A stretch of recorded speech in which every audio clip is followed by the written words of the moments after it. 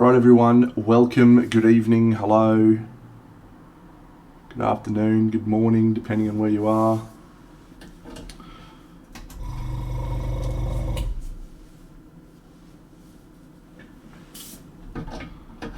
Pooge, the pirate Pooge, the great man. 3:40 AM, Mexico. Mate, go to sleep, you lunatic. That's crazy. That's crazy stuff. Hey, Mittens. Thank you. Boo.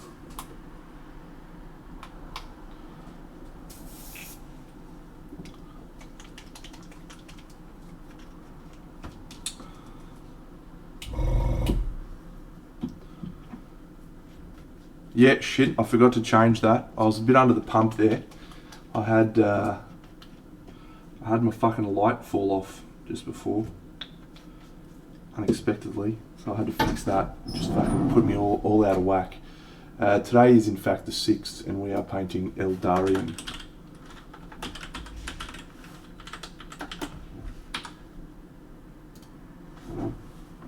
Fixed. Genius.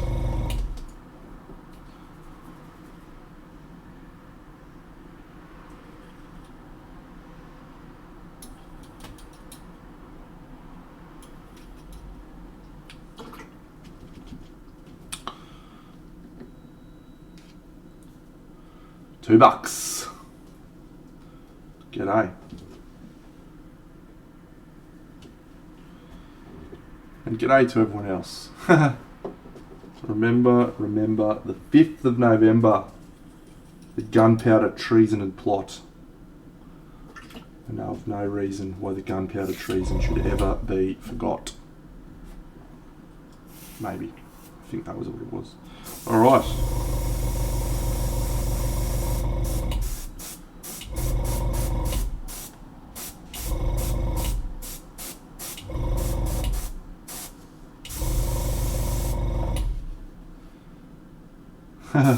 Yes, we're going. You inspired me a bit with your chat about Chimera the other night, so we're gonna lean deep into the Chimera well.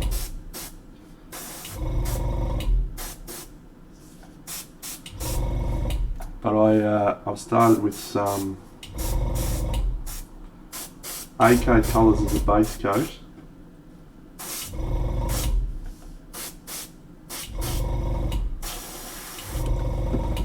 I'm going to just do a little tweak. Oh. Teach me. I shan't be teaching you, mate. You don't need my teaching.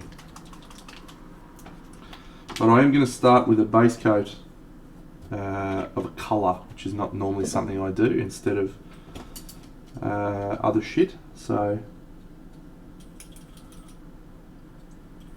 the colour that I'm looking for is a greenish grey.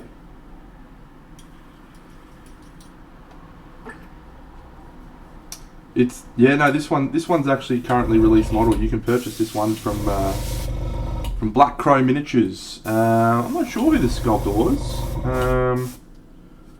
It's probably on the box. I think I chucked the box out.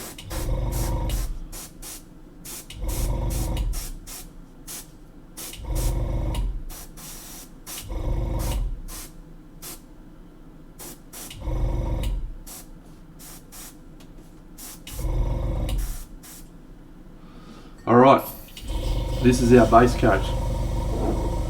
Nothing more.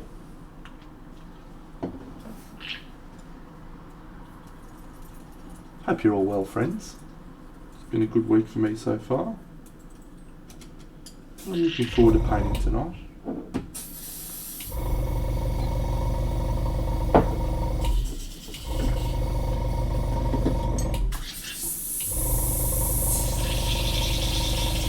I'll step through my process as much as I can, Bucks. As much as I can. Alright. We're going to work in reverse to how I normally work, because we're going to do the face last. There you go, Edgar Ramos. Yep. He's done a fair few of the Black Crow ones. He did the Wraith, some other good ones. This one.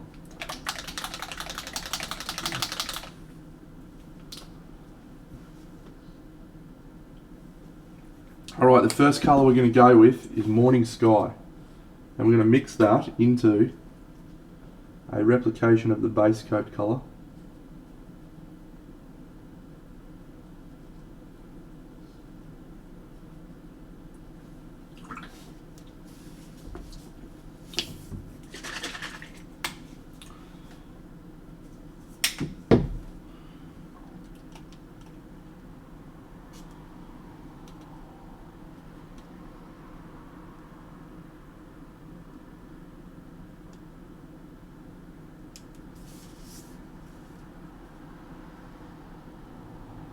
Alright, so I might try and do the whole thing in silver and see how that looks before we maybe change the colours of elements of this. Yeah, Black Crow's one of my favourite companies actually. They haven't really got a bad model on their range.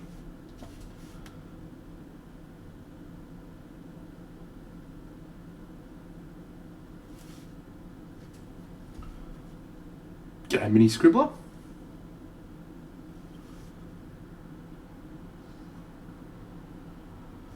Alright, so this leg piece here is a cylinder. So I'm trying to highlight it as you would a cylinder, but I'm just going to add a second little bounce like thing going on here.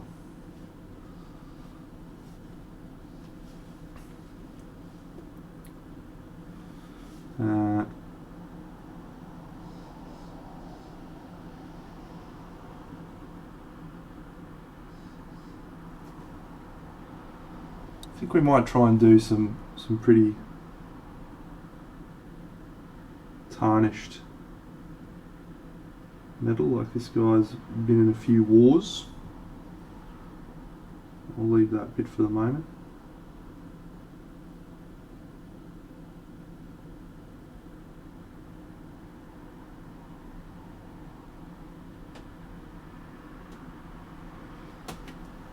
Yeah, awesome sculpt. Awesome sculpt.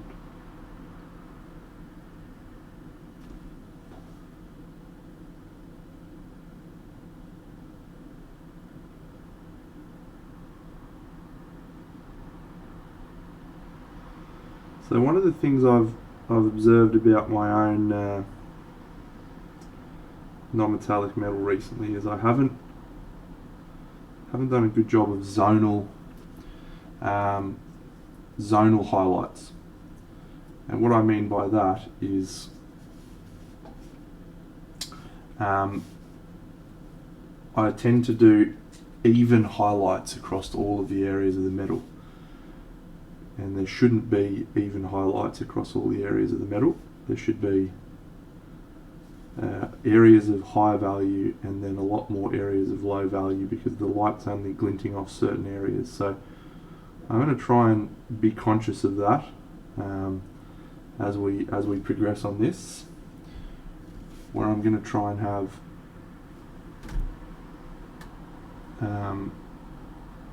less highlights than perhaps I would have normally.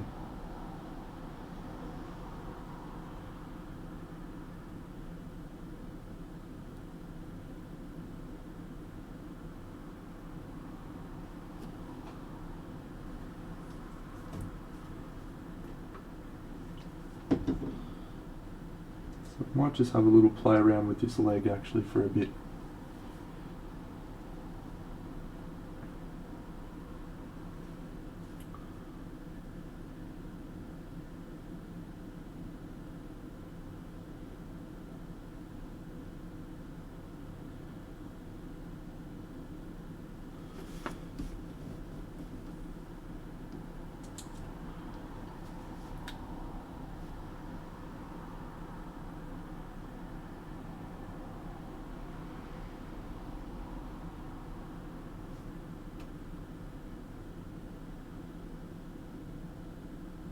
Now, I've got the advantage of I can use the airbrush, right? So I'm going to use my airbrush to really tweak the various areas and hopefully make them look a lot more like metal by using the diffusing effect of the airbrush. But it's just an observation I have about my own non-metallic metal approach is I don't treat the whole volumes with enough respect. I don't think. Like, we'll see if this piece is one that I get to figure out that. G'day, Butcher of Narn. Welcome, mate.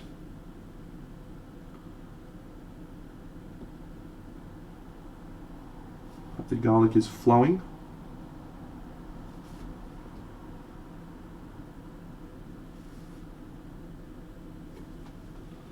Yeah, I've got her there. We'll pull her out and have a look at her later on.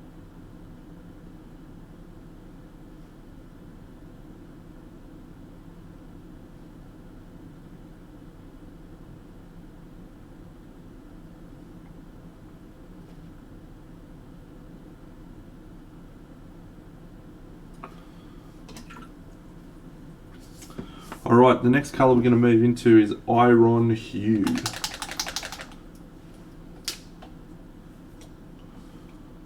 Which is a really nice grey colour. We might grab one or two others out actually while I'm here. What's that one? Cloudy Sky. Let's grab a bit of Cloudy Sky in there as well. Yes.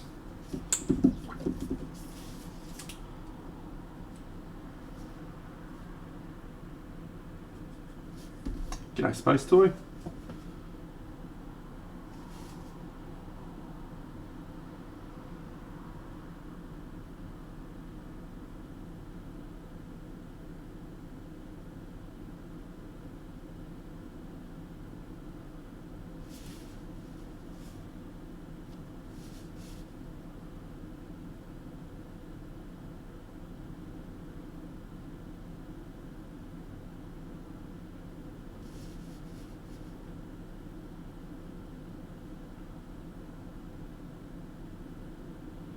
I can already feel that I need to do this in a different colour.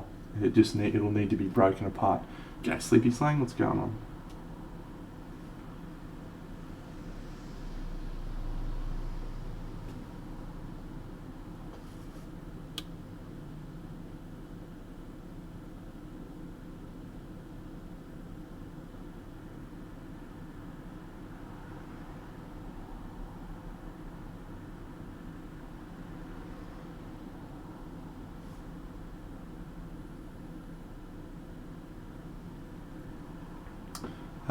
Yep, good observation. It is an elf. It does have pointy ears. I think he's some sort of dragon slaying elf.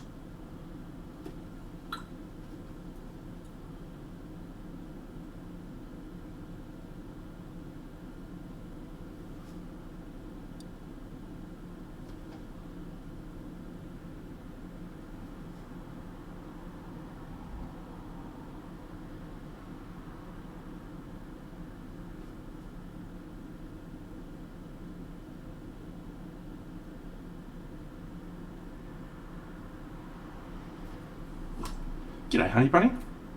Oh, Q Ryan 14807. I would love to become famous. I'd love to become so famous that I could walk down the street and people be like, "Hey, Dano, you're the fucking best." Fortunately, that already happens, though, mate. So you can't help me.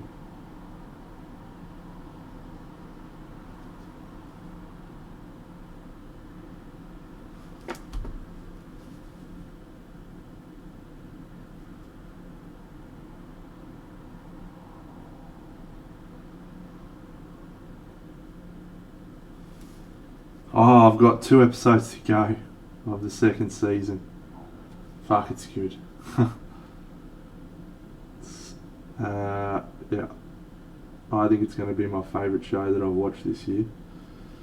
Just absolute cracking show.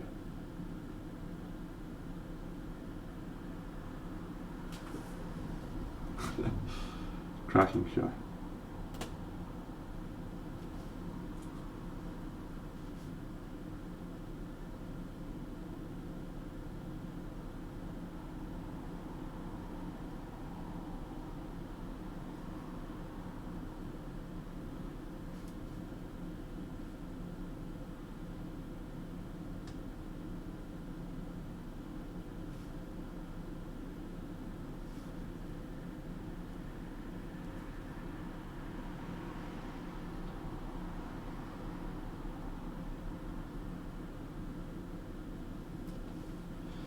It's on Disney. No, it's on Apple TV.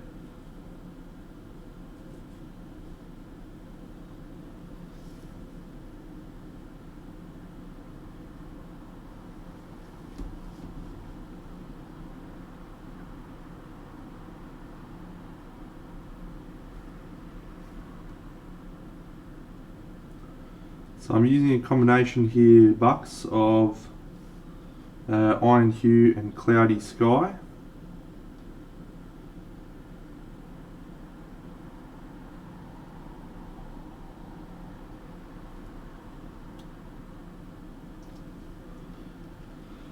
I haven't watched Dune, no. That's the new one. Did it come out? I haven't been paying much attention. It feels like that movie's been coming out for fucking years.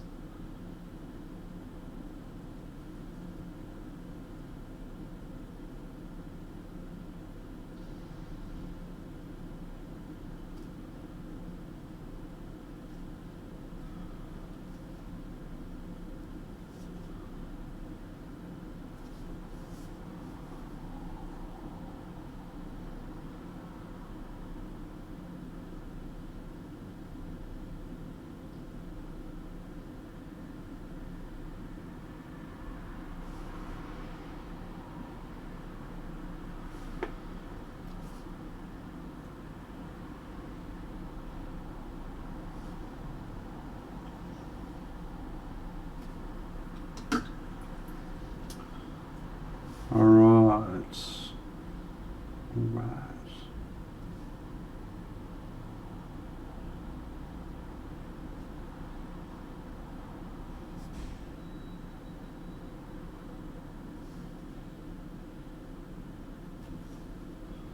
So what we may do now is actually start to kick around with some environmental colours. I don't really know what colour for the ground. Let's do purple. Let's do a purple ground. That could be cool. Cool. Purple hex. Stand by.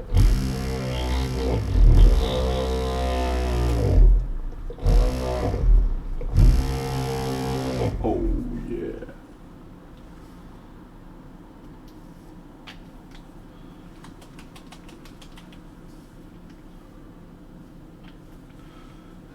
We'll need a little bit of that bad boy.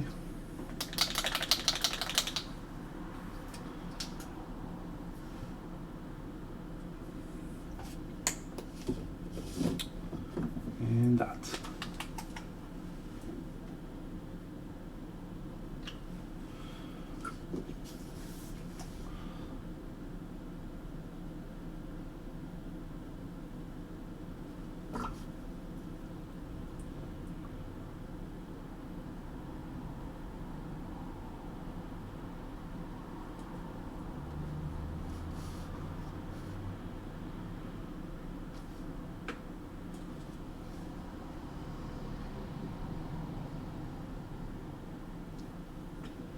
Hey Benny, what's going on?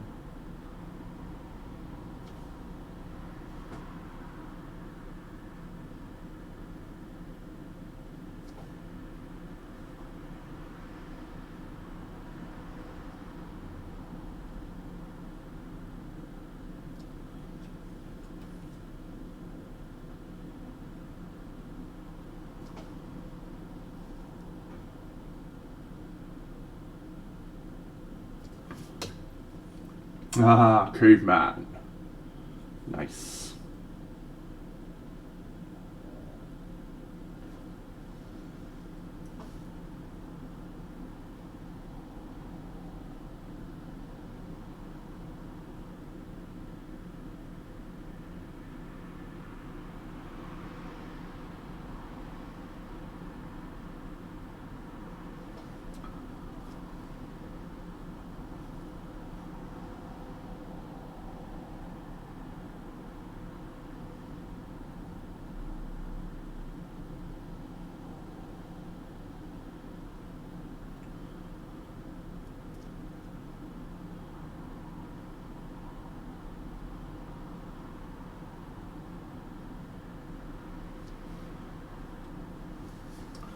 So I've mixed in a little bit of Morning Sky, which is the ice yellow equivalent.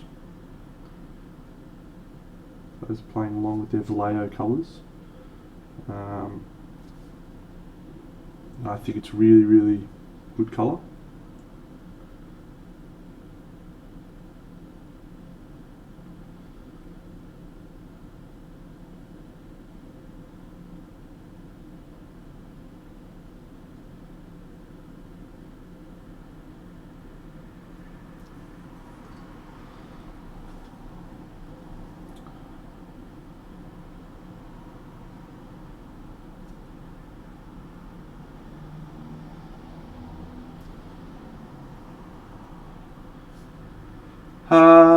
My preferred scale.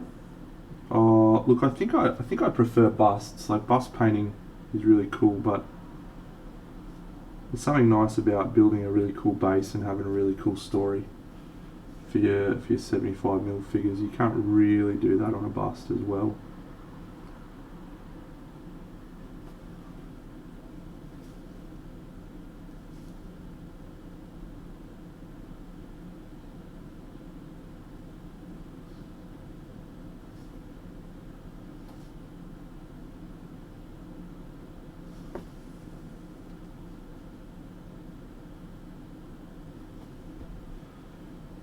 Cool.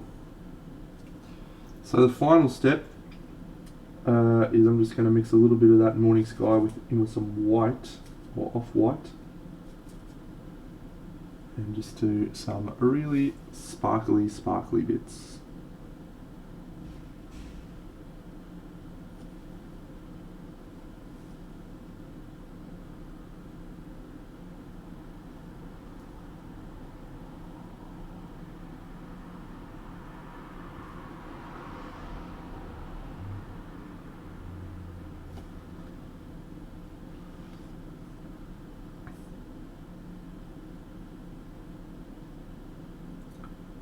As I said at the start, I am trying to be conscious of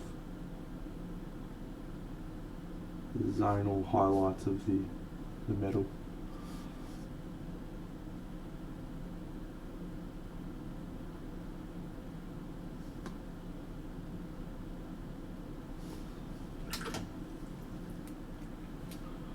Yeah, I like 54mm. Hey look dudes, I've painted plenty of fucking models. I'll paint anything as long as the model's cool. 54mm, sometimes they're a bit more of a challenge. 28mm, fun. Busts, fun. Huge busts. I've painted big scale. Like I painted 1 to 8 scale figures before.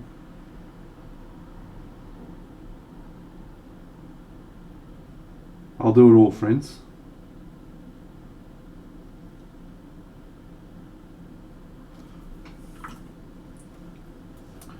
Absolutely there's value in having a break, mate. I have lots of fucking breaks. Just came off the back of a break of, I don't know, how many weeks was I gone? 3 weeks maybe? So, yeah. Breaks are essential to keeping yourself energized about painting toy soldiers. Not so harsh. No, I didn't sculpt this, mate, nor is it 3D printed. This is a figure that I purchased from a company called Black Crow Figures.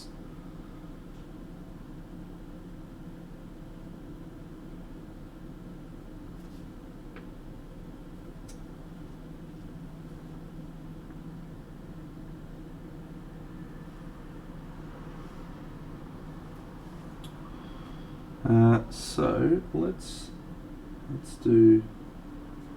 I've been fucking excited about painting this sword bit.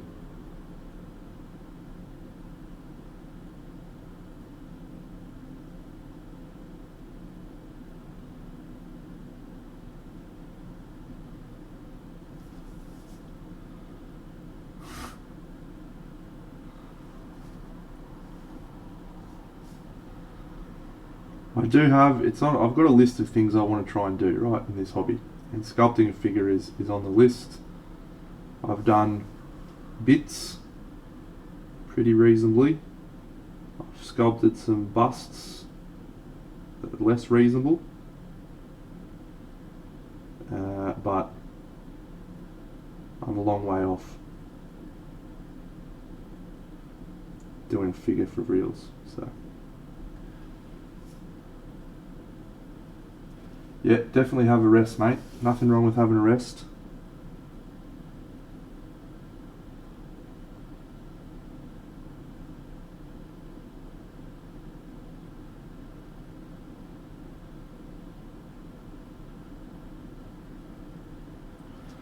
The thing you got to keep in mind is you're supposed to be having fun.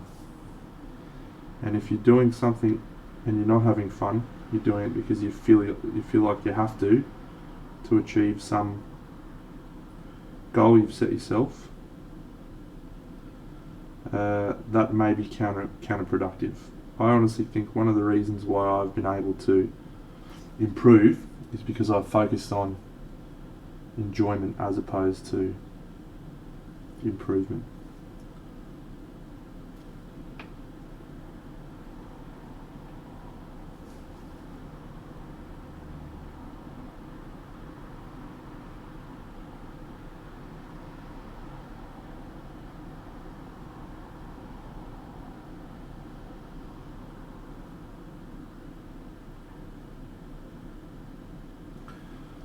Geez, I'm excited about painting all this metal. This is just like really good, challenging shapes.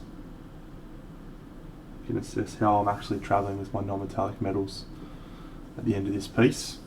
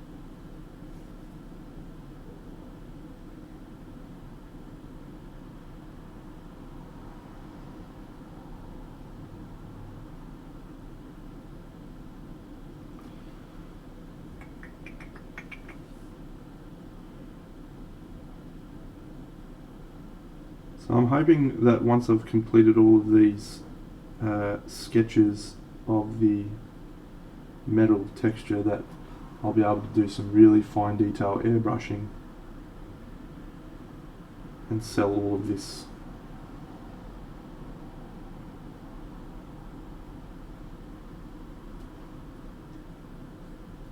G'day, Plank.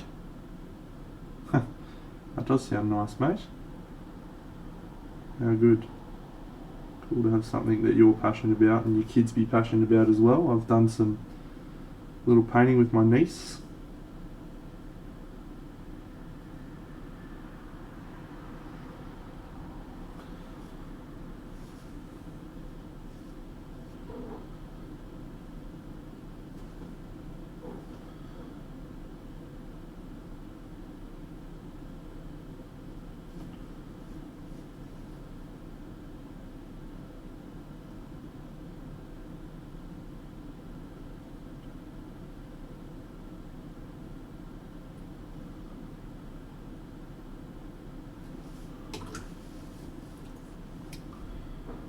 Alright. I want it all. I want it all. I want it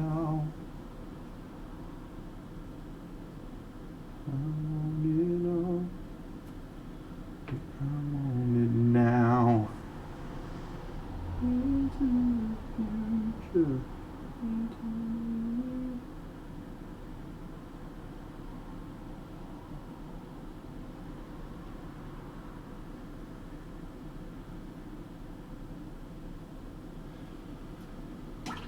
You use a lot more scratches, and you'll actually create more sort of lines in the metal than I'm doing. Is how I would go about it. So let's do a little practice on this area here. So yeah, rather than having the light be a nice even space, I'd probably do more this sort of stuff.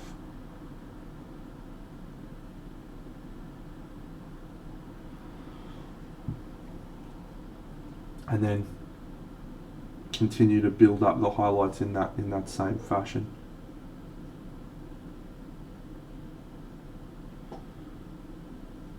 Yeah, we may still tweak about something like that on this dude, this chap.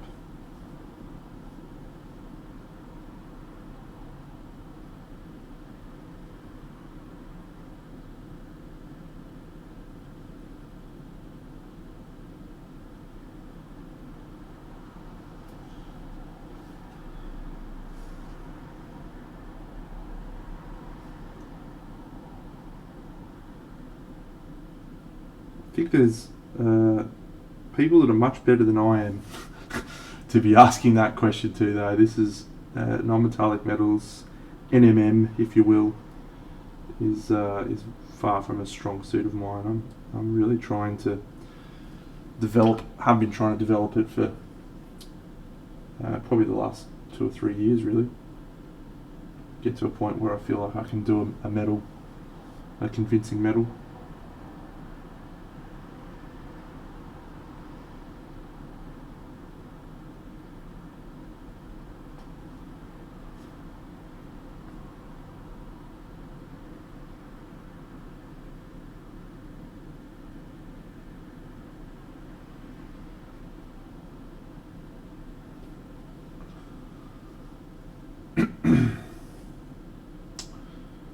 That's an interesting observation. I've obviously got my own perspective based on what inspires me, and I think a lot of those guys and girls and people are really good at the attention to detail part, and I think that's what lets me down. Sure is, Wampa. Sure is, mate.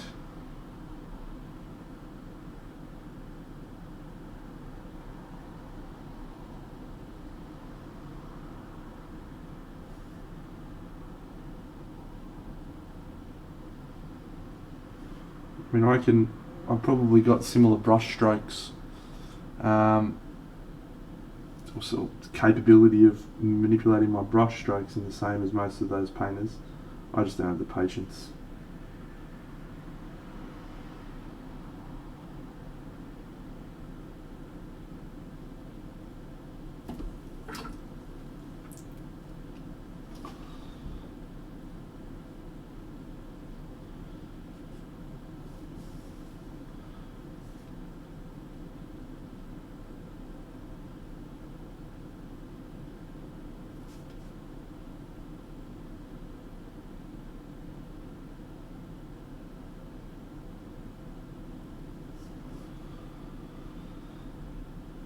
I do love Richard Gray's medals. I love Land's medals. I love Craftworld's medals.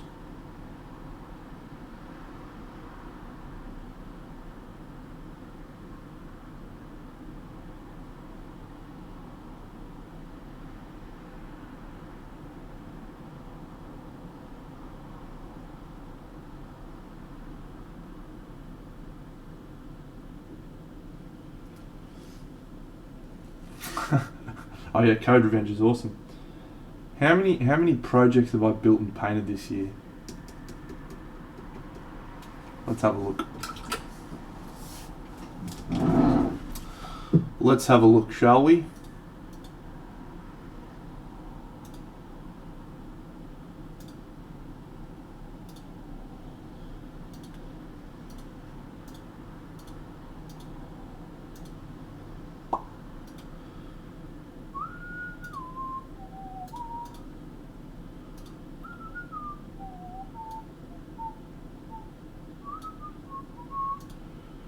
Cool, let's go back to start of the year. Shit.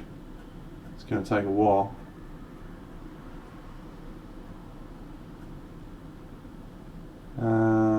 I think Wizard of Oz was last year. Yeah, there you go, December 21, 2020 for Wizard of Oz. This chick was my last project of the year. There you go. So, she's number 1. He's number 2. 3. 4.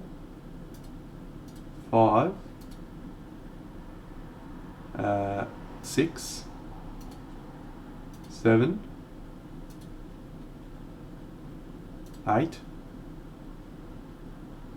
Like that more. 9. Or 9, sorry.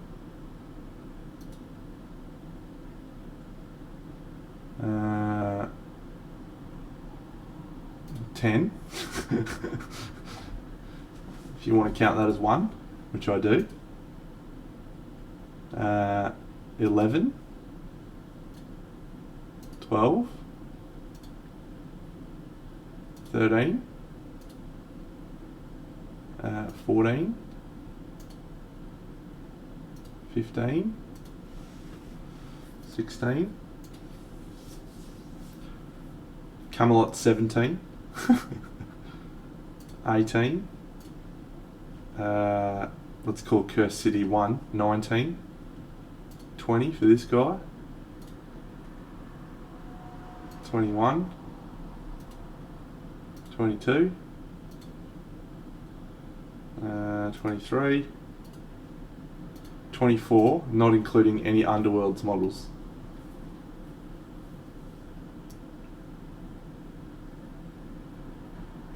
Yeah.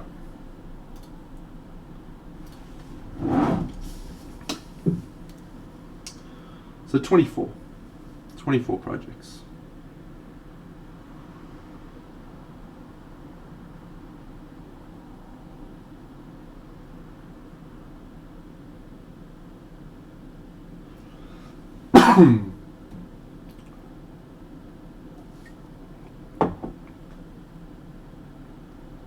And if we wanted to get into specifics, technicalities, there's a number of multiple projects in there that maybe count as more.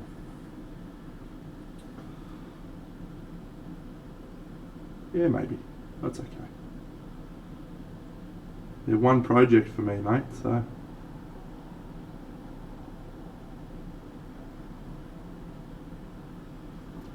Do I like boats? I'm actually not a fan of boats, no.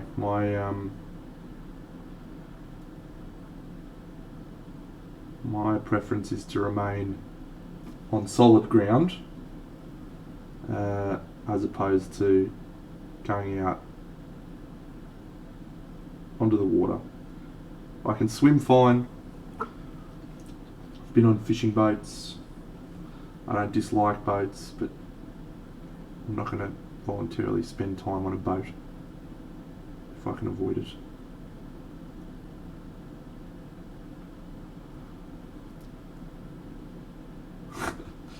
But that is up there with the most random questions I've ever gotten on this stream, so well done on that front.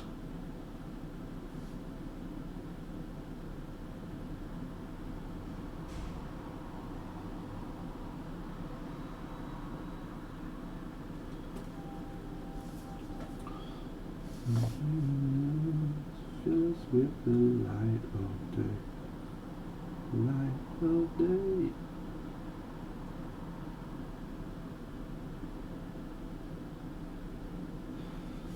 This may be another case of me doing exactly what I said I wouldn't do.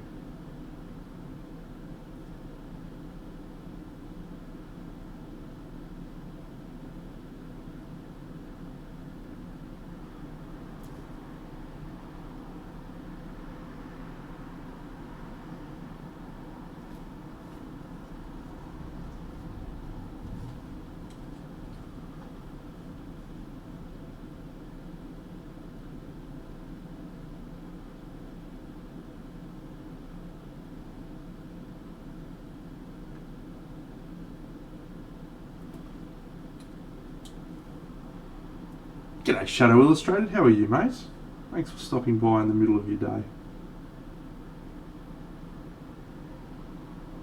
And for those who aren't aware, Shadow Illustrated is Shadow Uvray, who decided to change names just to confuse everyone. But as we all know, Big Dano always remembers people when they change their names and continues to refer to them by their original name.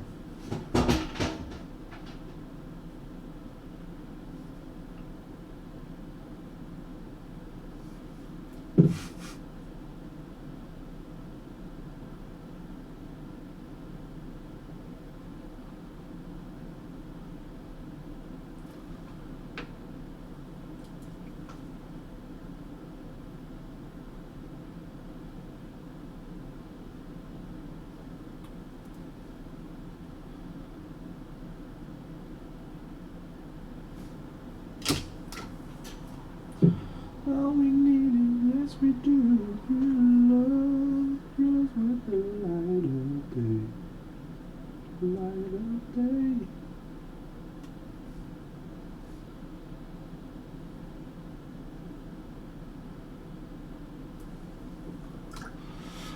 This is a figure called Eldareon from Black Crow Miniatures. Very cool figure. He's like an elven dragon hunter guy of some description. Yeah, I like him a lot. I've been hanging out to paint this model for a while, and we never got around to picking him on our stream selections until the last one. So I'm well chuffed.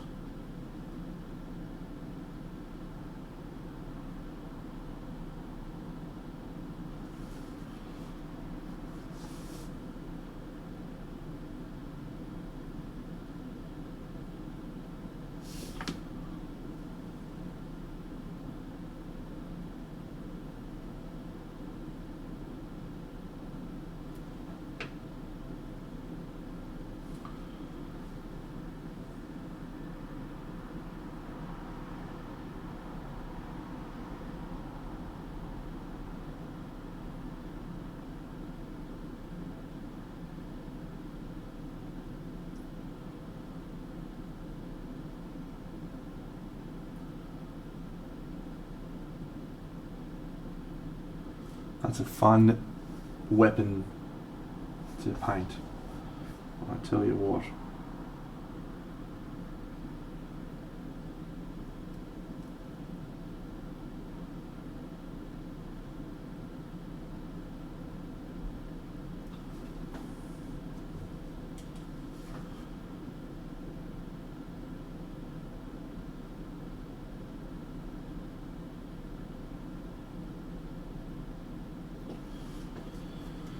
Very cool. It is actually probably very close to a Naginata, if not definitely a Naginata.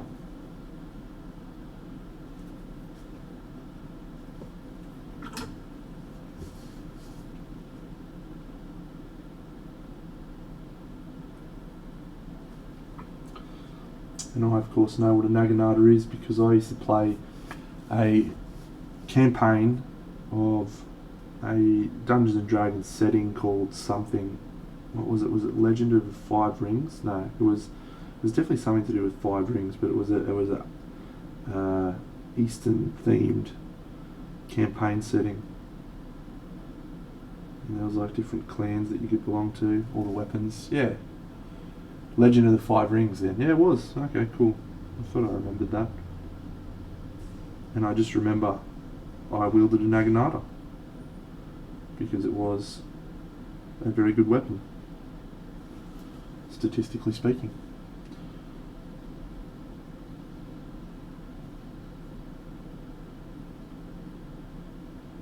And I was a tremendous power gamer. Was and still am a tremendous power gamer. Not in the bad way though, just in that I like to try and play in an optimal way. Not at the expense of other people's fun, but just optimal way.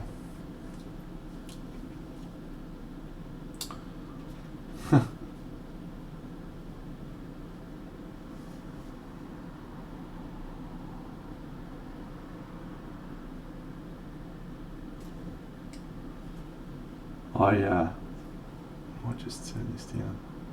I don't remember enough of the Law of the World to be talking about it. It was shit. It was like 15 years ago, I reckon.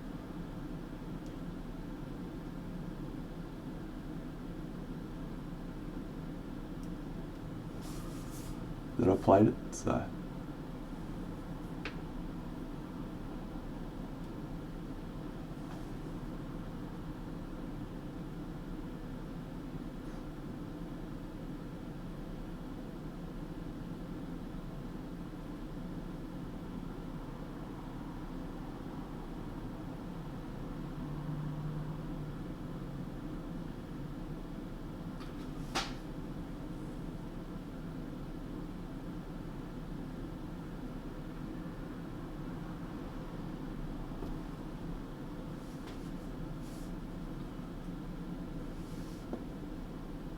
Nice.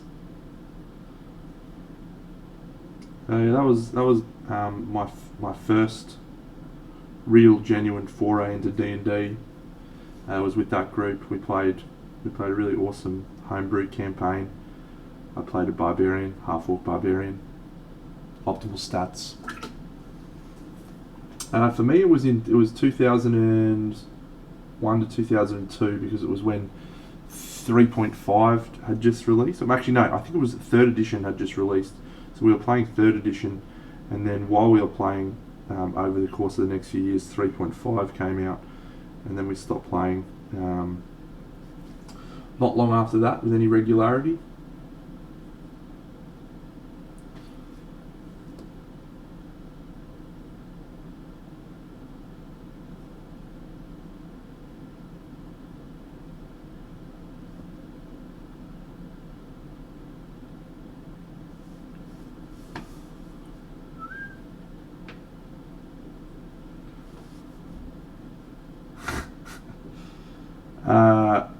I do not have a Discord. I participate in a glorious Discord, which is managed by some great friends of mine, but it is their Discord. And I only say that because I know they're on the chat tonight. And I'm about to tell everyone to join and they can answer all questions about my Discord. So, thank you. Nah, I don't have a Discord, mate. I'm not interested in managing a fucking community. I do that enough. Do that enough already.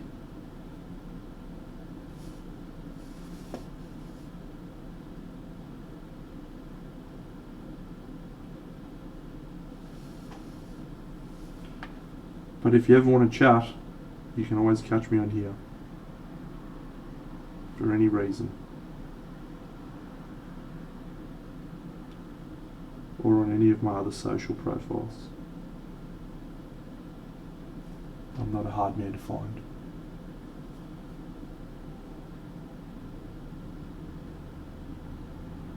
I only probably last year or the year before sold my I had some Advanced Dungeons and Dragons, the original black books with the red writing. I had those, Dungeon Master's Guide, Monster Manual, and Player's Handbook, and then I also had all the 3rd edition, 3.5, and I also had all the 4th edition books. I really like collecting D&D books. I just think they're really cool books, cool artwork, you know. Just super cool. Yeah, I can sell mine, mate. Easy. Just pick it up and sell them.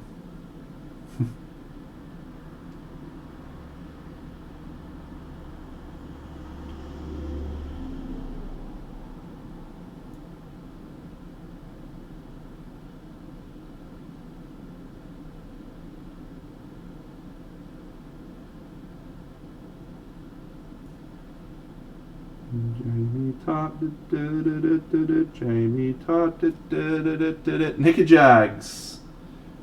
Yes, this is indeed Black Crow.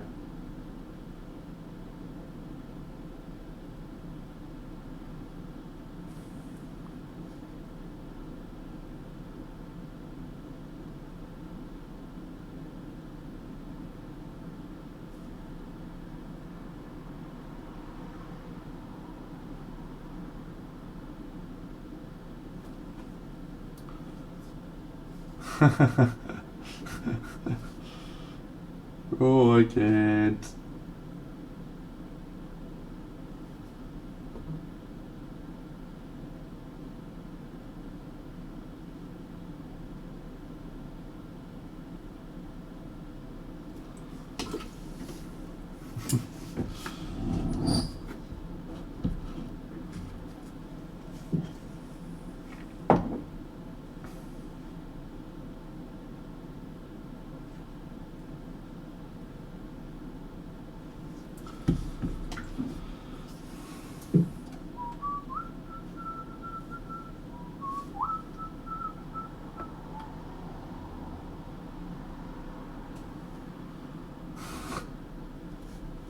I don't have a mullet, mate. Are you talking about this guy's mullet? He doesn't have a mullet either.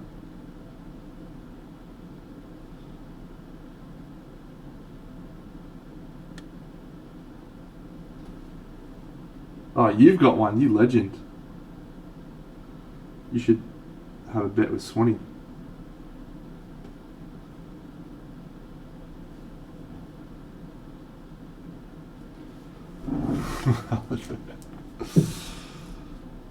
What a cool idea.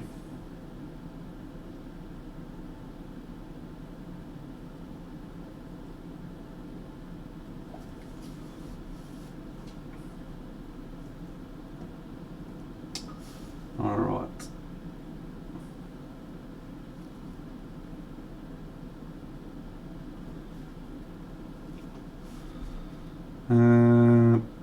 This bit can be a metal plate as well.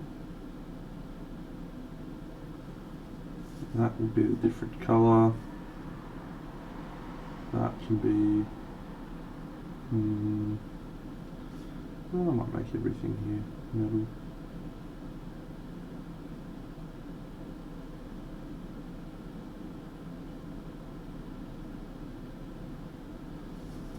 See a sleepy slang?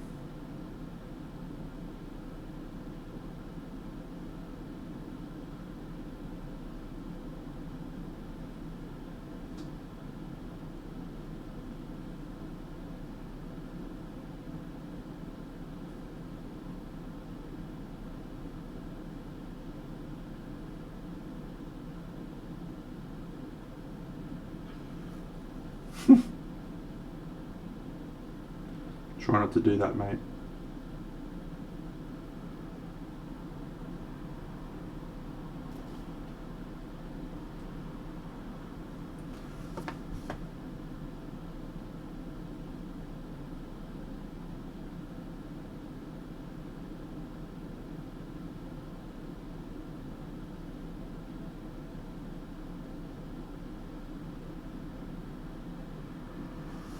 This is a very intricately detailed armor set, friends. A lot happening on this set of armor.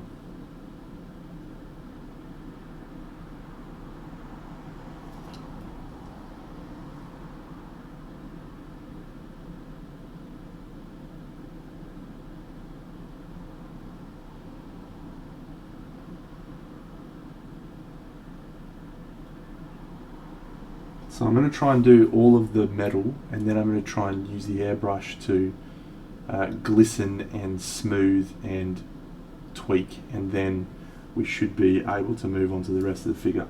That's my plan. Let's just roll with it. I'm sure it's going to work out a-okay. Just like everything.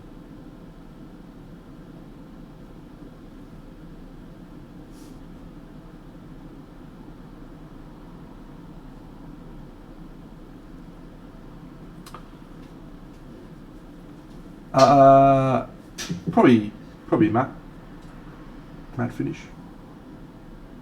Pretty unusual for me to give a gloss finish. But speaking of gloss finish, how about I show you the finished model from our stream. Wacky Wednesday. What do we do on a Wacky Wednesday? Nicky Jakes, what do we do? Tell me. I'm interested to know. So this is the piece we finished the other night. You can see I've got a satin gloss finish on the blood in the pool, and the blood spattered down the bottom here. Wacky hats. I've got some wacky hats. Yeah, look, I was reasonably happy with how this model came out. I think we had some positives that we could take away from it, some things that I'd like to do differently, but on the whole I think it's a pretty good representation of where I'm at as a painter and the things I can do well and the things that I can't do well, so which is a good thing, I suppose.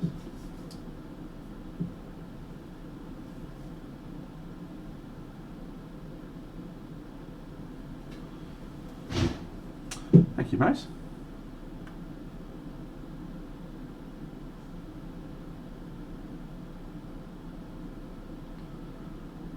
I just started listening to the Dresden Files audiobooks for what I think will be the third or fourth time.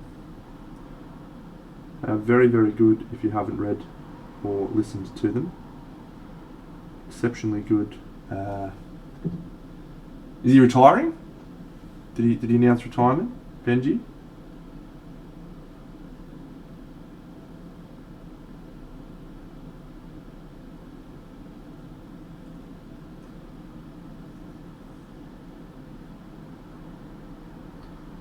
Ah, that's a shame. Ah, it would have been nice for him to go out with a premiership, eh?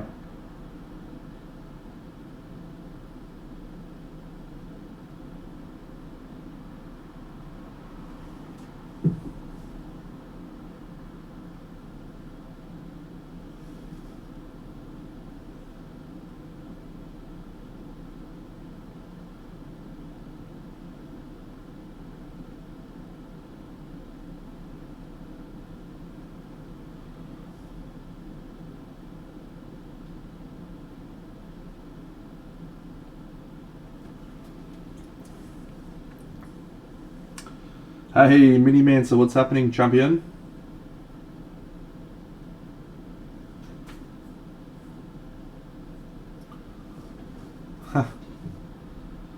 Well, I apologise for that.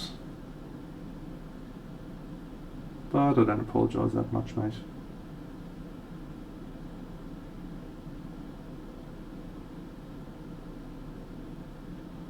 Paint and stream when I can.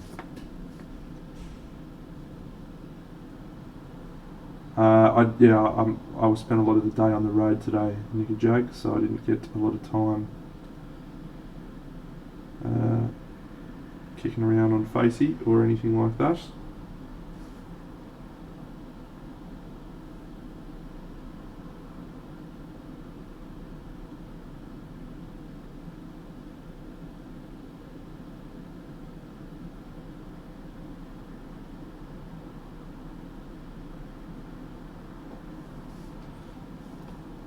That'd be good. Beautiful Brisbane. Great place in the world.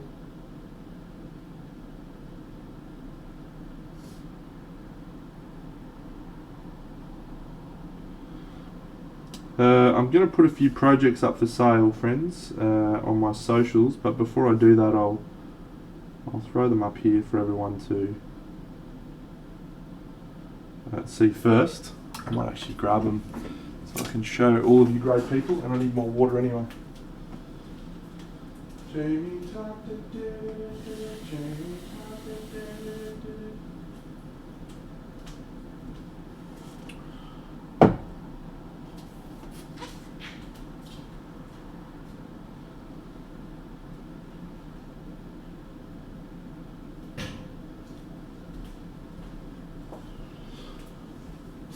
No, I don't need to shill myself, mate. I would hope that if someone wants to buy some of my pieces that they get an opportunity to do it here before everyone else, because it'd be cool. So this guy, he won a silver at the QMHE. Did it on stream. It's Roman Tribune on stream, so I like it.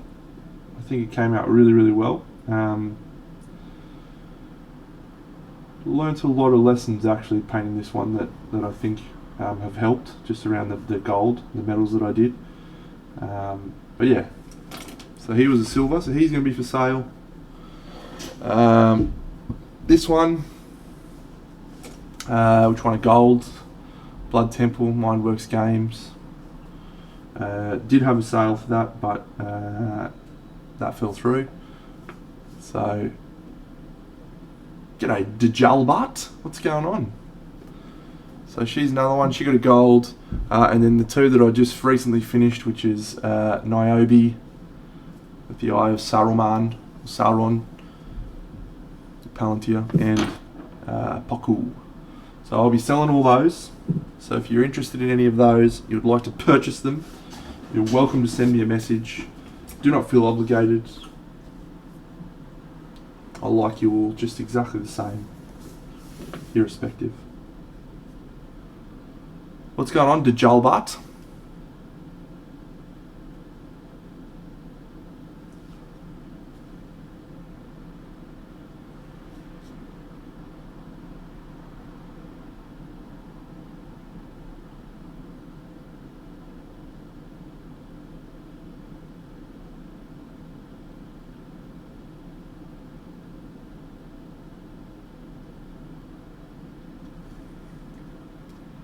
Yeah, the Roman's cool.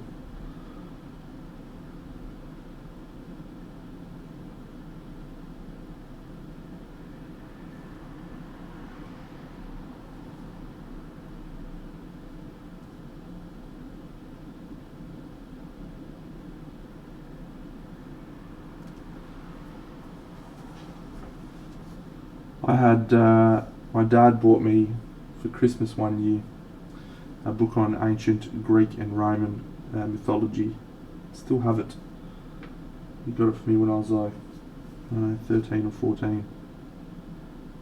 He doesn't like it. He just bought it for me.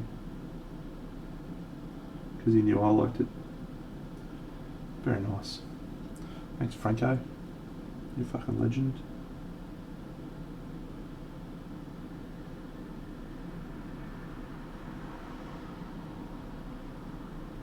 Franco's my dad. Oh, thanks, Bunny. Yeah, Hercules and Xeno. How good was it?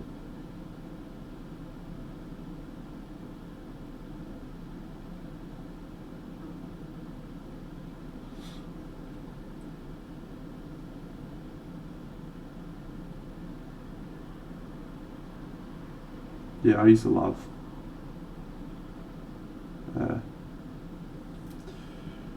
Greek and Roman, ancient mythologies. Big fan.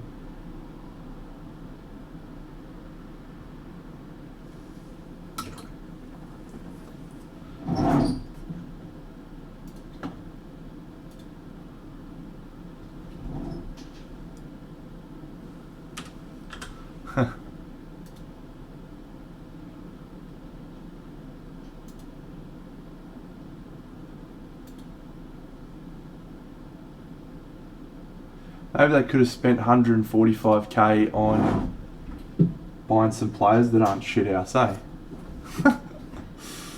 That would have been good.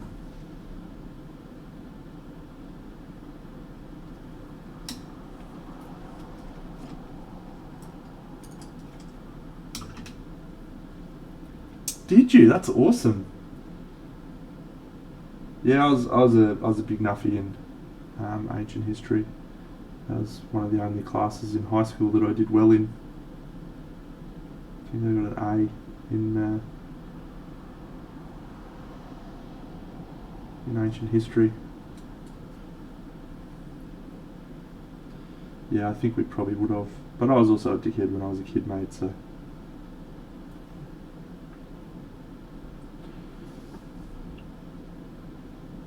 Did it?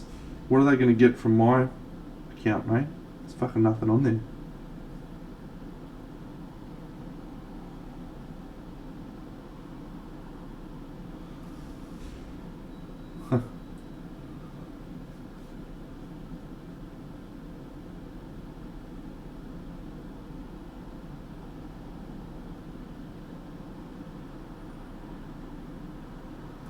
I've just really struggled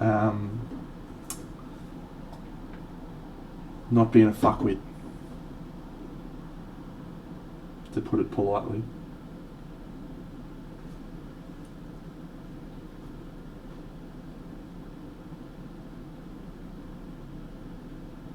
I got suspended for 3 days from school for kicking a kid. Similar, not quite as bad, I guess.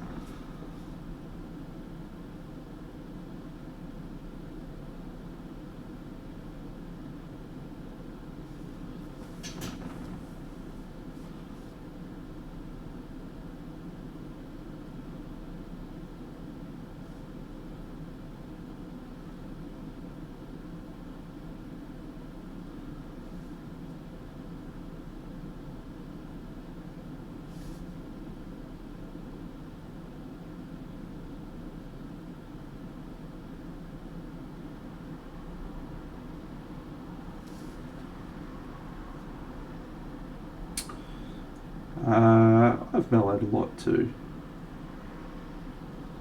I reckon about 5 years ago, I really chilled out. Chilled out a lot.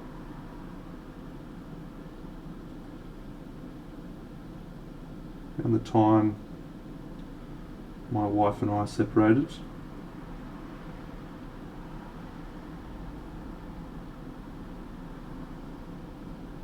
unexpectedly, from my perspective. I do love yoga. Oh, Hugo, he's had a rough day actually. Let me show you. Little boy, poor little boy.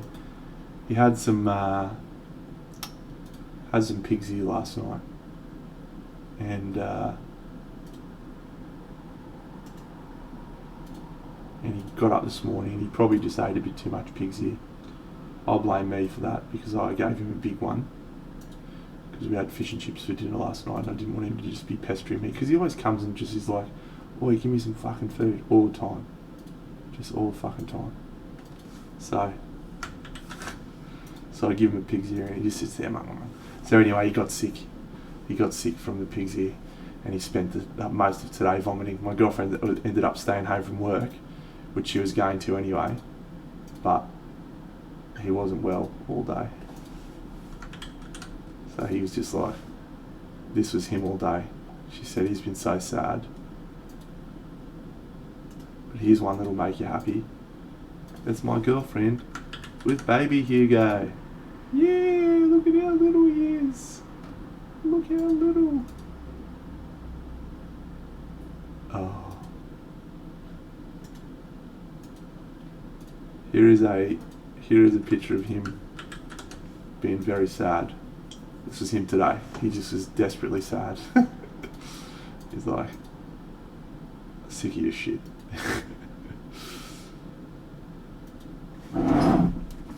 But he did have a good day at daycare yesterday.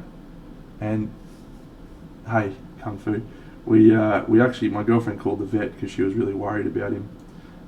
But the vet actually thinks it was probably not as much the pig's ear as it was just actual exhaustion, because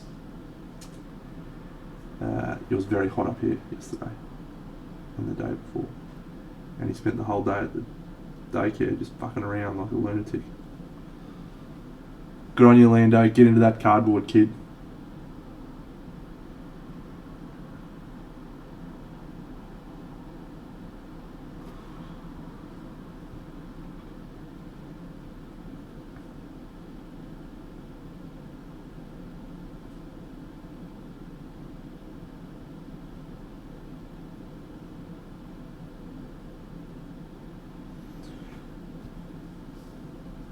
Oh, I spoke to Topulus the other day. I said, mate, when's this hot tub stream? Apparently they went and stayed at a cabin that had a hot tub with the intent to do the hot tub stream, but the internet was really bad, so they couldn't.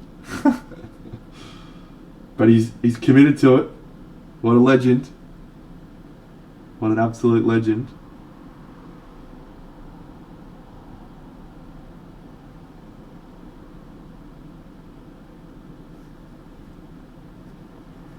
Good point, Randall. Good point.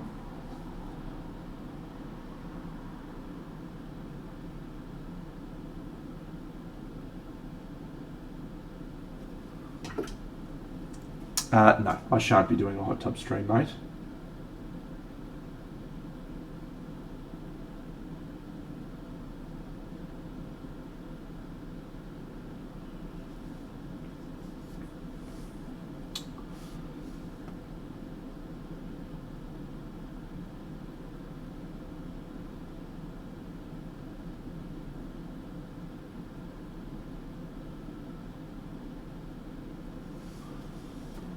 The light of day.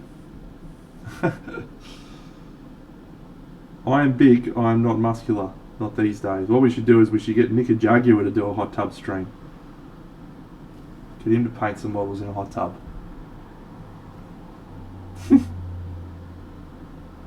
Well, we're very fortunate that Topulus's Mrs. Anna, she was on board for the stream, so she was excited to do so.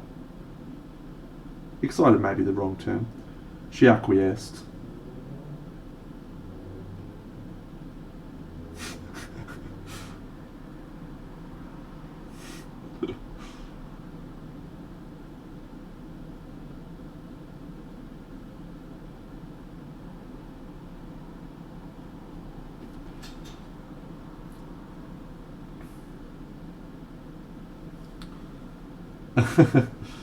I'll teach you how to paint models in a hot tub. How's that sound?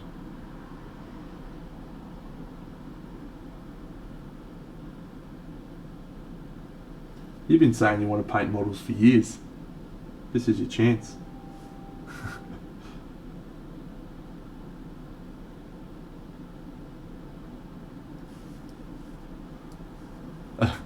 Night, Mini Mansa. See you, mate.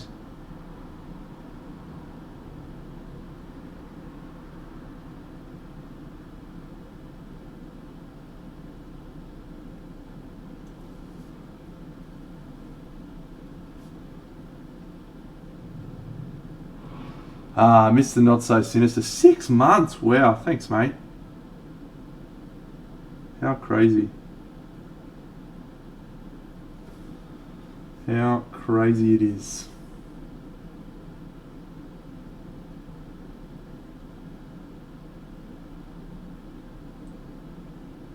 Hey, Nick and Jugs, have you watched Ted Lasso yet? Get on it, mate. Get on that show. You'll love it.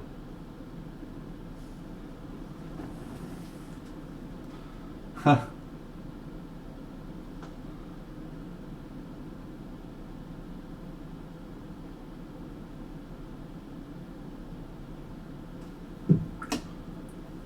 Mate, it costs $6. Like, buy it for a month. It's 20 episodes. $6. Just get it done. I want excuses, not results. Or the other way around. Whatever. Just fuck around. You can ask a hobby question if you want, Mini Mansa, but don't feel obligated, mate. I just appreciate the fact that you're here. Yeah, Ted Lasso is worth $6. That is an absolute fact.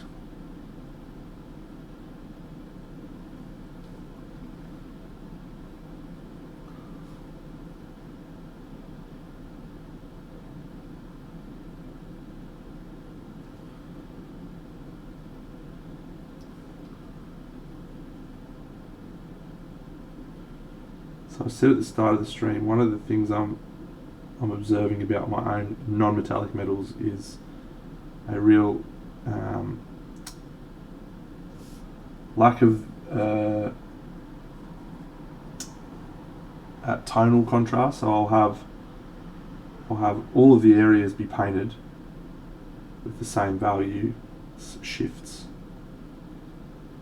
So I'm really trying to concentrate on specific light areas. If you want to easily mix a Caucasian skin tone, I use, there's a really good chimera color which is called red ochre,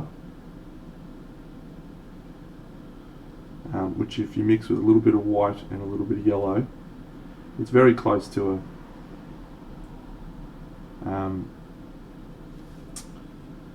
to a really good skin tone with those mixes.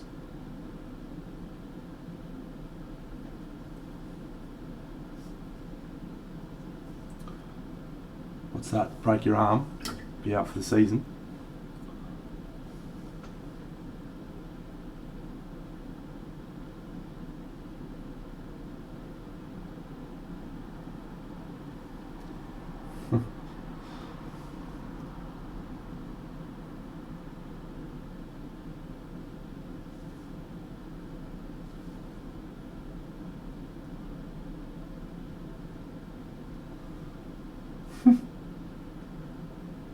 Rest well, sweet prince.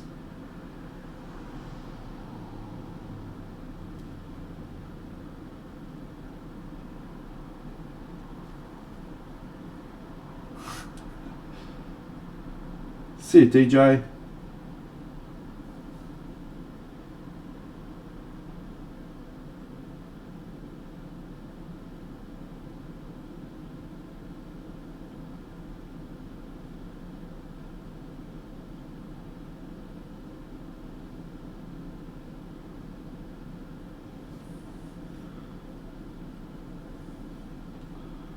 Alright, so we're just going to do some purple.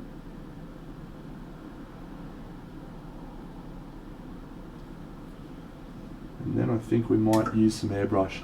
See you, mate.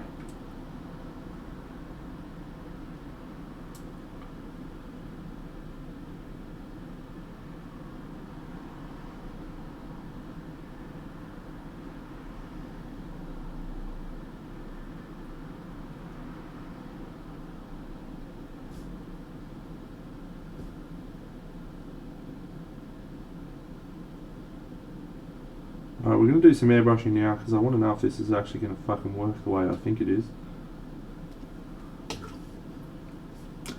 Yeah. He needs to go to rehab for quite a while, I think.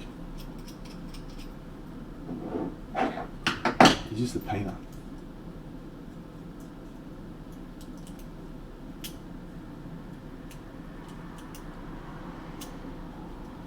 I don't know, if I was Dane Laurie, I'd be... Oh, that's fair enough, mate. He grew up there. That's like his club. I reckon it's okay that he's still passionate about the club.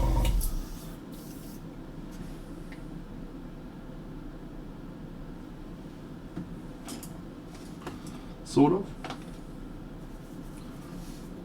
Alright.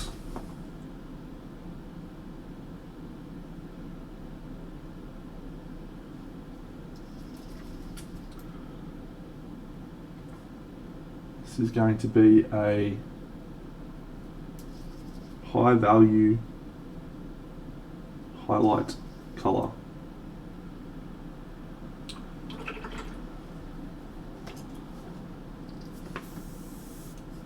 A little bit more pressure. Take the pressure down. It's rising like a stone.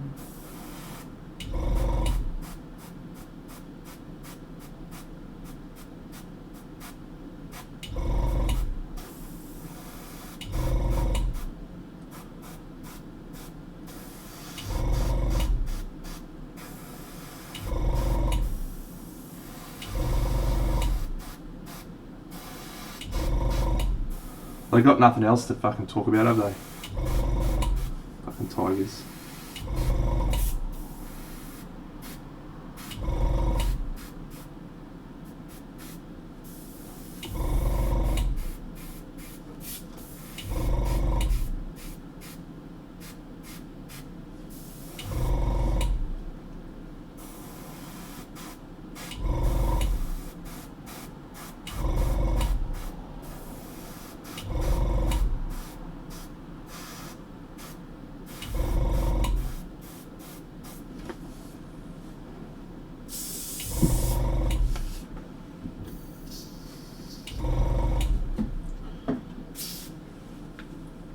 Now we're going to add some shadows. Yeah.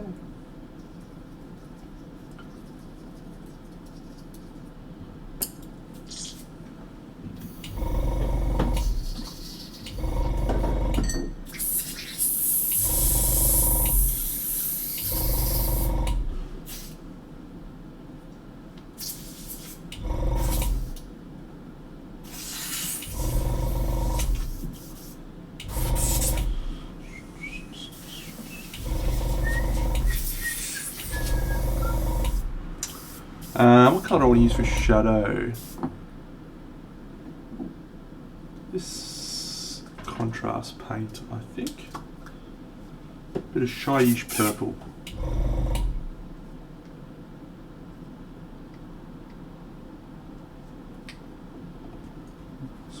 Try and make this a little bit subtle though. Yes, subtle.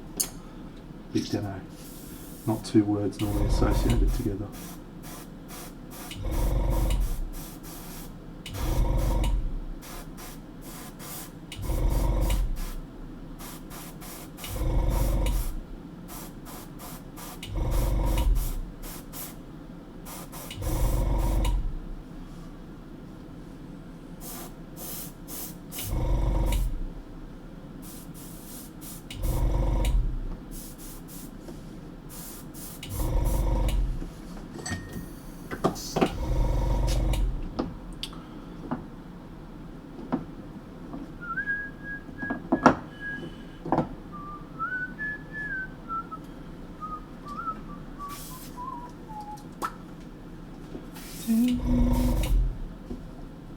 Woke up this morning from the strangest dream.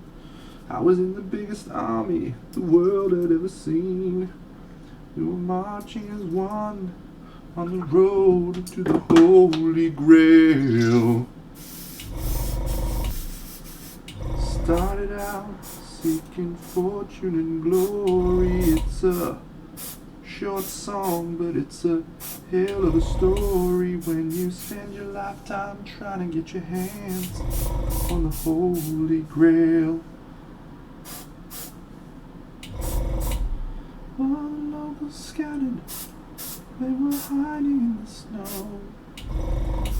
We were so far from home, so how were we to know? There'd be nothing left to plunder when we stumbled on the Holy Grail. We were full of beans and dying like flies. Those big blackbirds, they were circling in the skies. And you know what they say, yeah, nobody deserves to die. No, I've been searching for an easy way to escape the cold light of day. I've been high and I've been low. Did he? Poor little guy. Is he alright?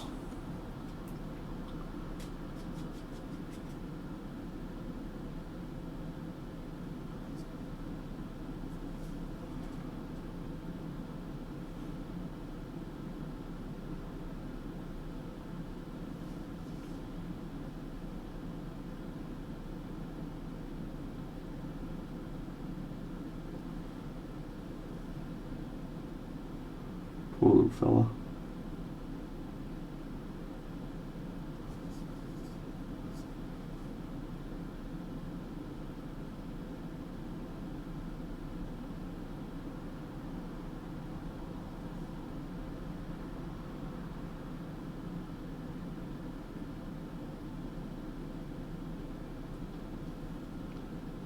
I bet.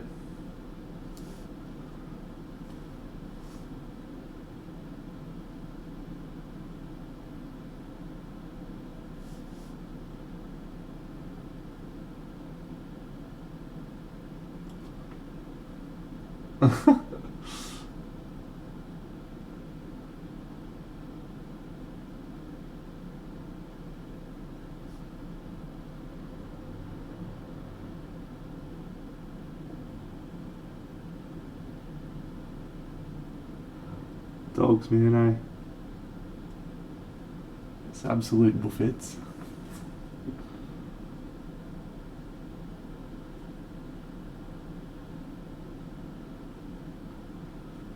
Alright, so let's talk a little bit about what's happening with this colour thing that I've got going on. So I use a lot of yellows to highlight this metal.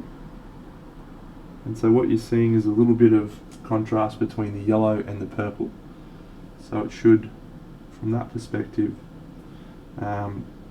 create some additional interest. We've also got value contrast from the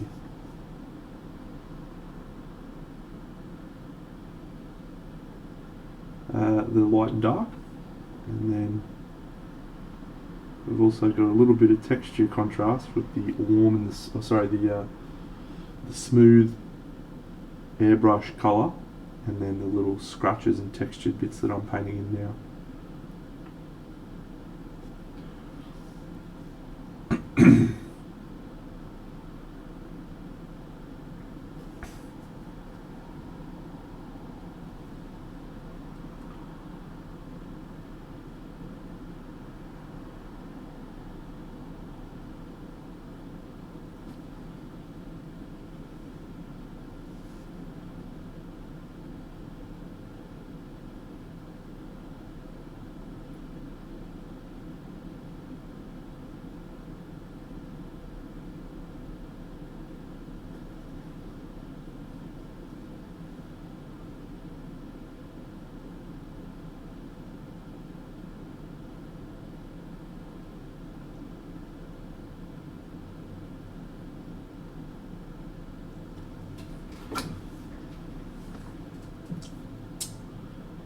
And I have been searching for an easy way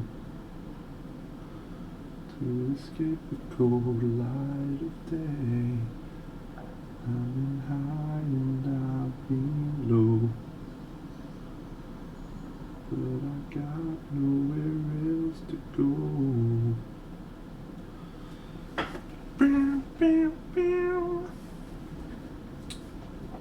All right.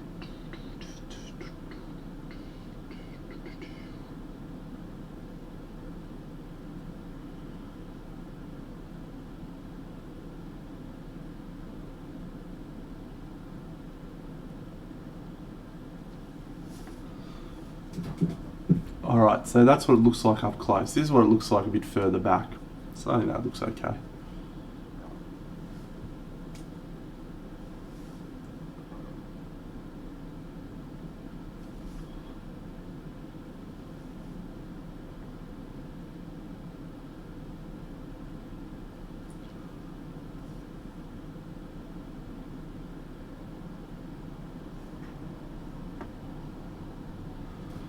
So what I might do with this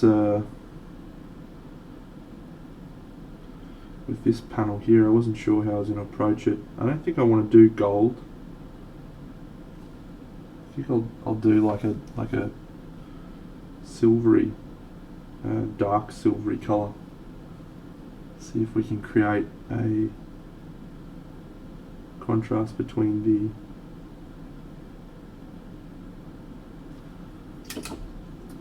dark silver and the light silver. How I'm going to do that, I don't know yet. We'll figure it out as we go.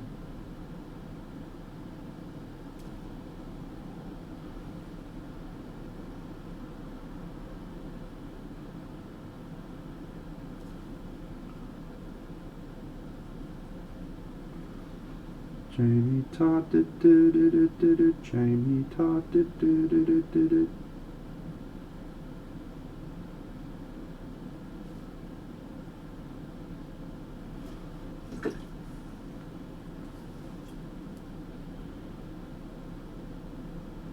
Okay, let's do that. Ooh, great question, Hubbo. Sergio Calvo Rubio is probably one of my biggest. I did a little 2-day private coaching with Rafael Pica, who is from Massive Voodoo Studio. So I did a couple of days with him, which was really awesome. And I definitely think he's been a big influence on me.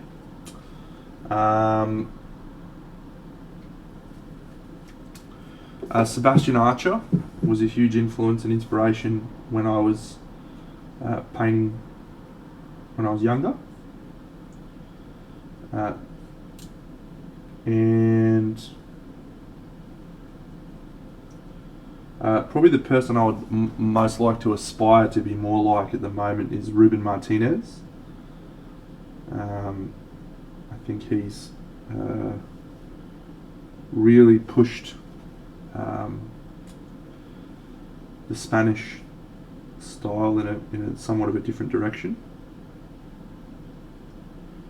And he's responsible for coaching and mentoring some of the painters that are really shaking things up at the moment, David Aroba and so on and so forth. So Ruben Martinez is probably one I'd really like to be more like.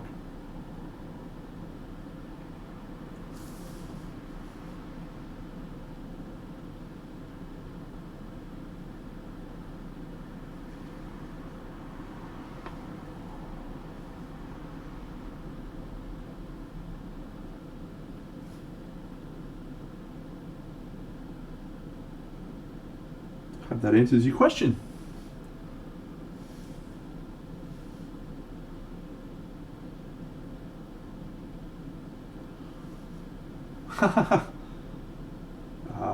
Love the Spanish. They're very, very friendly and kind people. Really lovely when I met them a few years ago now. So, yep. Thank you for the question, mate.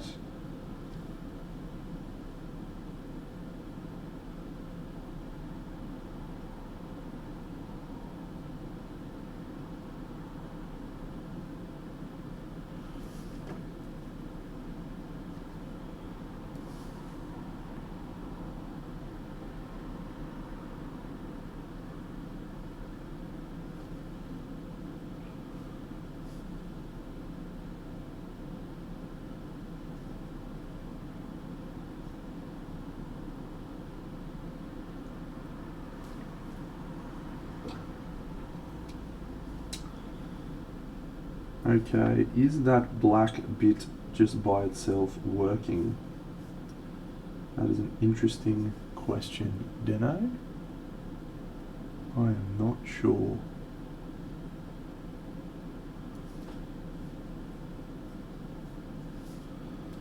Let's wait and see. We'll put that in the wait and see basket. Yep.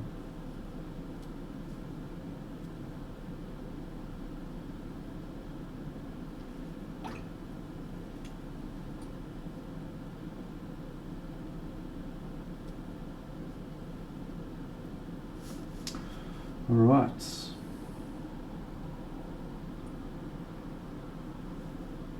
Thank you, Iron Ant.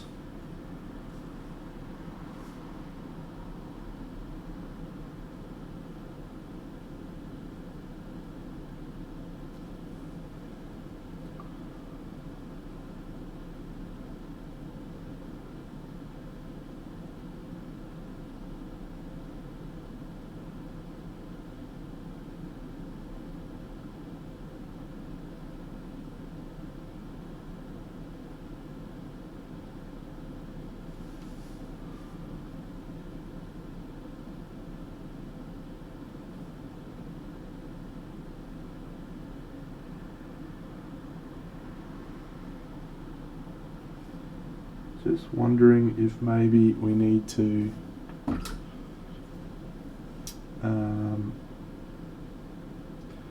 just add a little bit more deeper shadows in some of these areas, like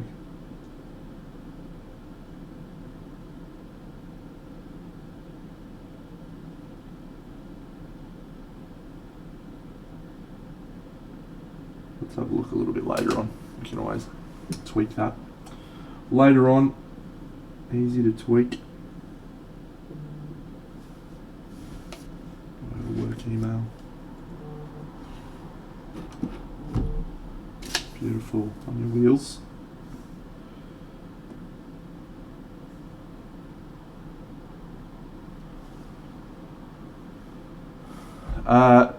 On this shoulder pad here. Well, this is the first step of making the shoulder pad look like this this here. That's the First colour that I use in the non-metallic metal. 25! Wow, Hugo's 5 keggers, mate. And he's not getting any bigger. 25 is massive.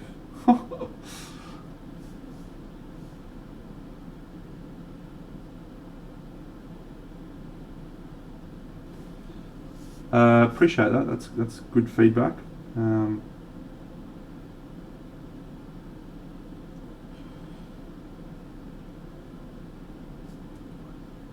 Let's see how we go. 50 keggers. Jeez, he's a big bopper, isn't he?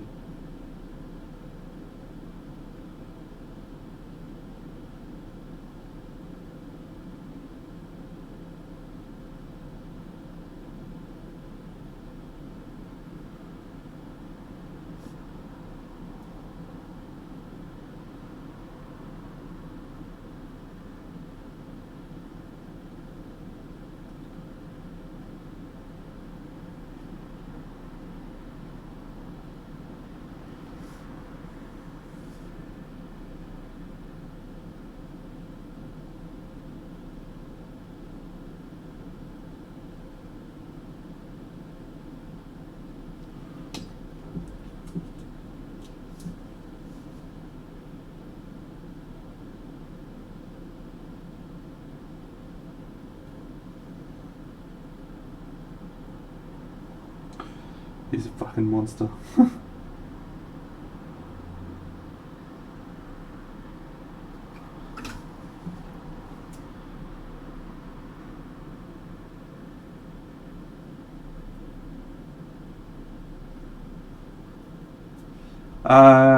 Well, yes, sort of.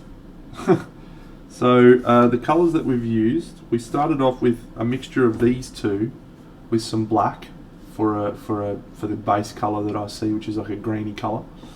And then we've gone up with Morning Sky, which is Chimera, Iron Hue, which is Chimera, Cloudy Sky, which is Chimera, Sun Ray, which is Chimera, and Vallejo Off-White. Then we use the airbrush with some Shyish Purple and some Space Wolves Grey, and the mixture of the two highlight colours together.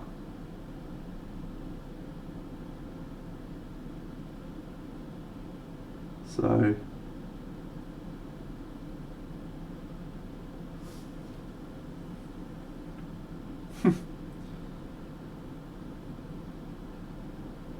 we can you'll be able to re-watch the whole thing, because everything that you see on this model was started tonight, so you'll be able to watch how I did every aspect of that thus far.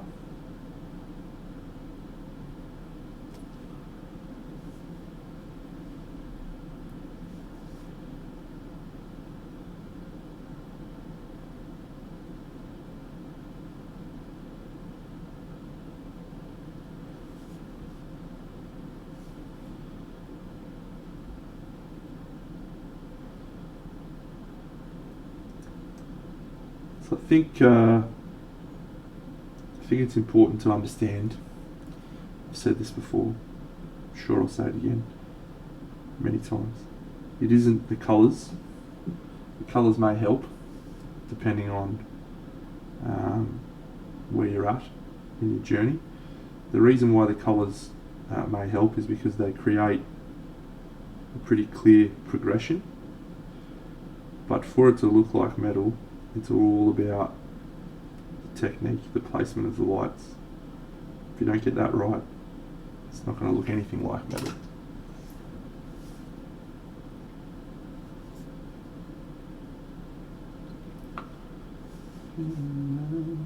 With the light of day, Lord.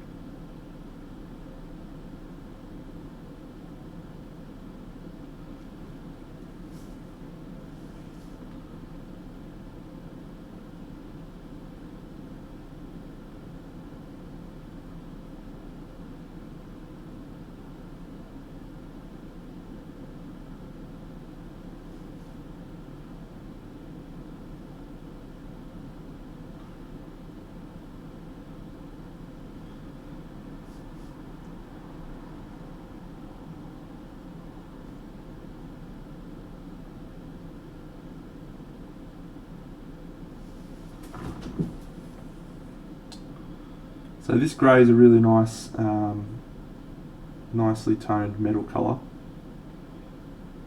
It's got a little bit of blue in it.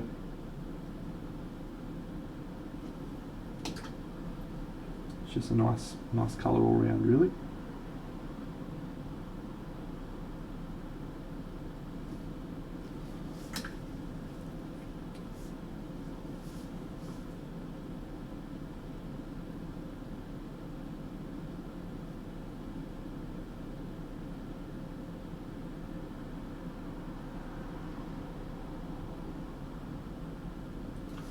G'day Jan, what's going on, mate?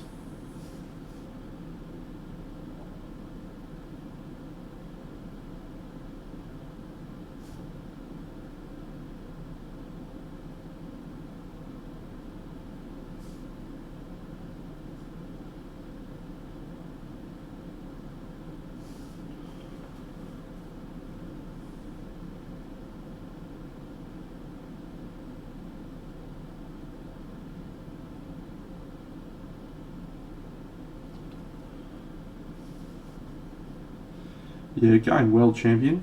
Oh, someone was telling me before that you're trying to do 42 or 52 projects this year. One a week.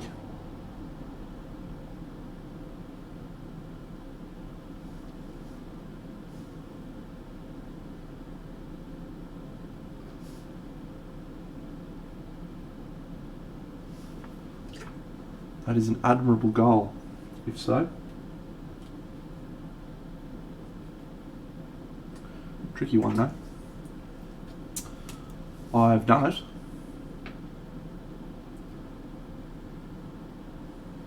Very, very, very difficult.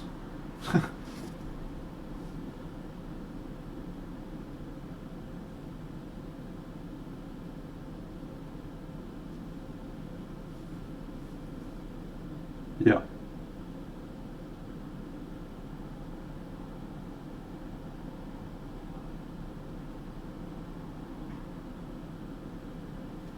Well, good luck, mate. I hope you land it by the end of the year.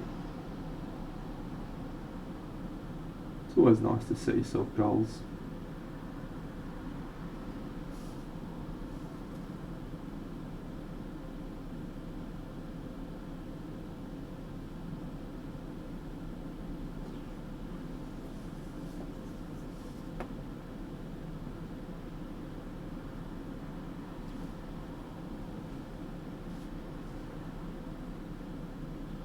So I saw there was a Game of Thrones trailer came out today for the prequel, I assume, and it's got Matt Smith in it. And believe it or not, I don't actually know from his role as Doctor Who, because I've never watched Doctor Who. I actually know him from his role in The Crown, where he played a young, whatever his name is, Prince, what's his name? But he was awesome in that role, so my interest is piqued ever so slightly. Yeah, Philip, thanks. In the Game of Thrones prequel, and I didn't think it would be. I didn't think they'd be able to get me back after the travesty that was season 8. And I say the travesty that was season 8 with the utmost respect, because it wasn't all bad. Just a lot of it.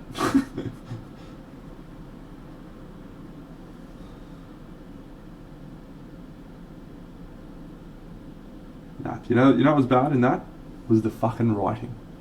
The writing in the last season and a half, was just fucking diabolical. What were they thinking?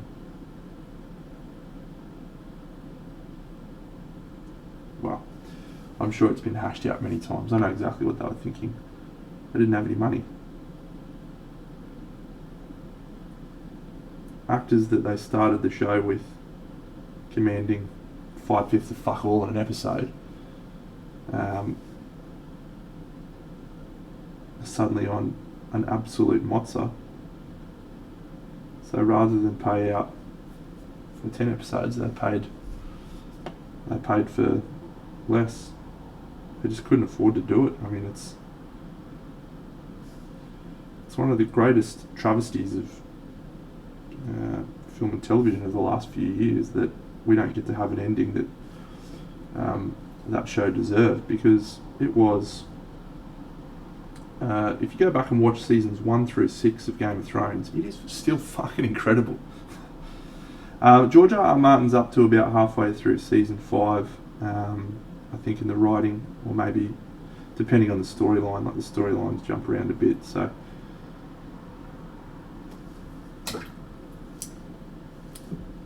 yeah, look, it's a real shame, because the show deserved a finish as fitting as what preceded it, and it didn't get that. And so I feel bad for the actors, I feel bad for all of the really hard-working people that worked on the show, because if you watch the final season, the cinematography is unbelievable. Like, it is really beautiful stuff, probably some of the best in the show. If you listen to the score, like, the dude who did the score, Ramin Djawadi, he's an absolute fucking legend. The score in the last few seasons was ridiculous. Like, I think the song from season 6 called The Light of the Seven, which was right before I hope I'm not spoiling this for anyone if you haven't watched Game of Thrones yet, just fucking go and watch it. Sept of Baelor, Ignited. The music in that scene is just fucking unreal. So to have Game of Thrones be judged based on that last season, it feels really unfair to me. Like, no one talks about it anymore. It was an absolute cultural phenomenon where people were going mental on it, and now no one's talking about it. No one talks about it anymore at all, except to say what a fucking embarrassment that last season was. So in my head, it's never gone past season 6. And I'll have to wait and read the books to find out what happened.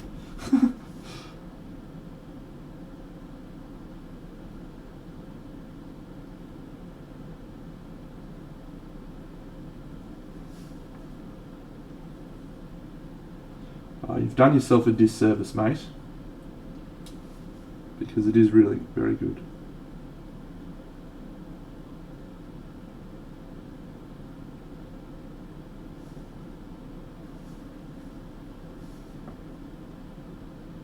But anyway.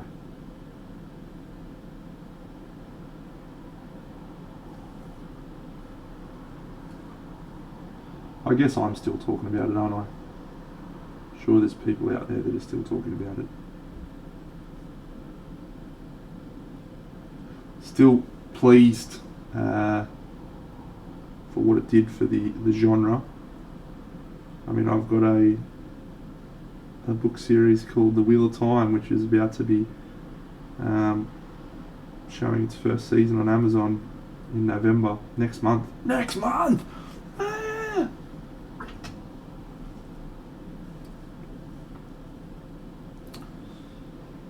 So, and I don't think we would be in that position if not for Game of Thrones. So.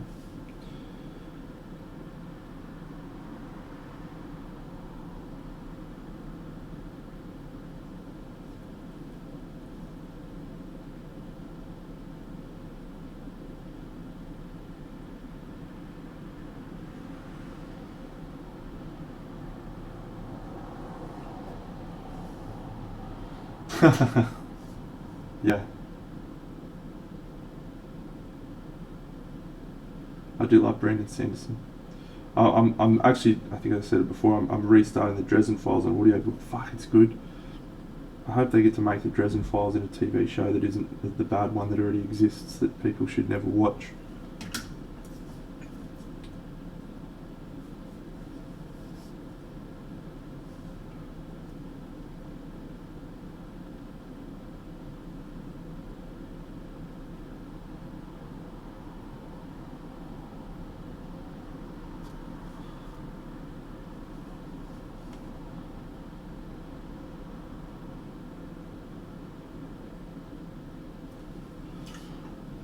Alright.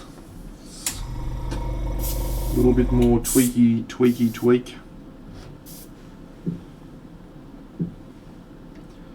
Fuck, that 2 hours has gone quickly.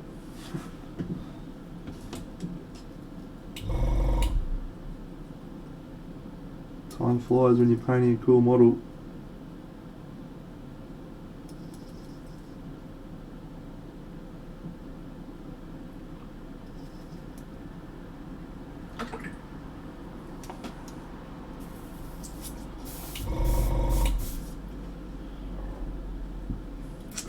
Yeah, I wonder what that was about, hey? Must have been more to it.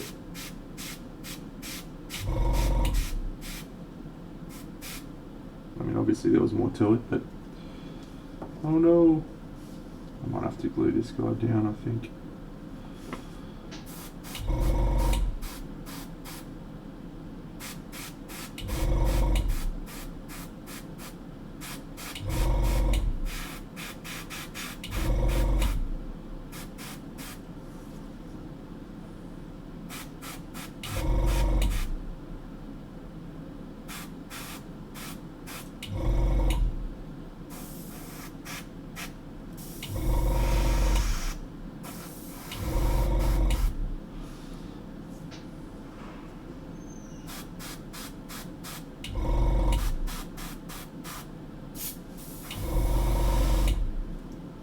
No, stay on your post.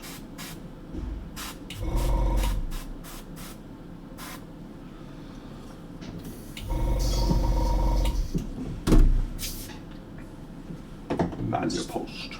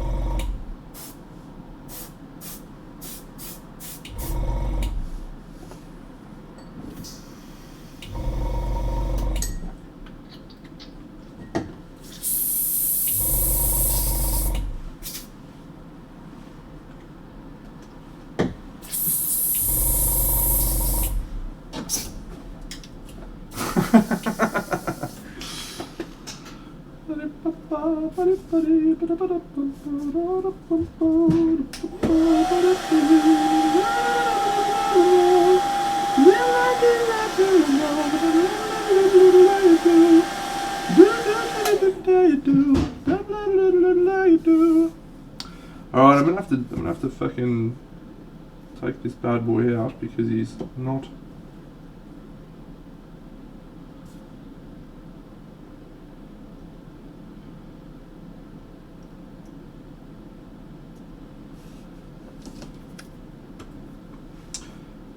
staying in place. Yeah, it's called Yevon Polka. It's that in. It's glorious, is what it is.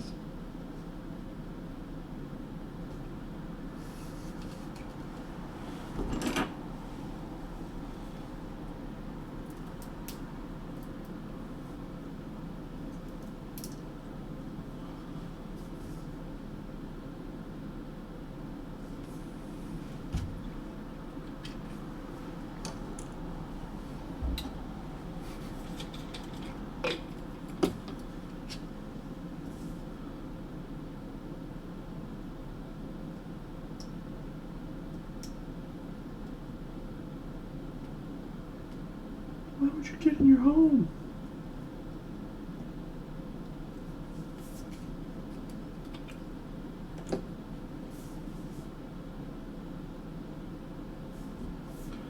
Alright, let's see if that holds him in place.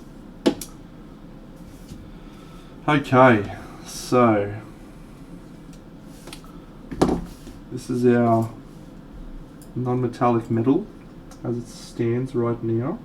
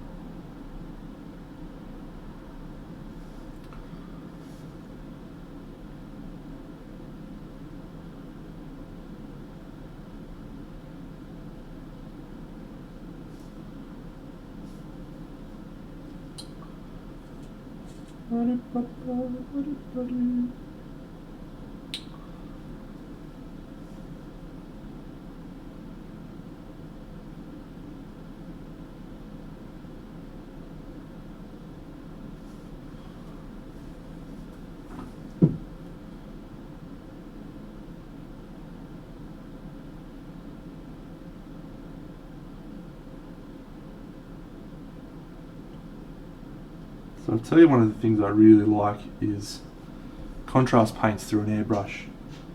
It's really, really easy and effective way.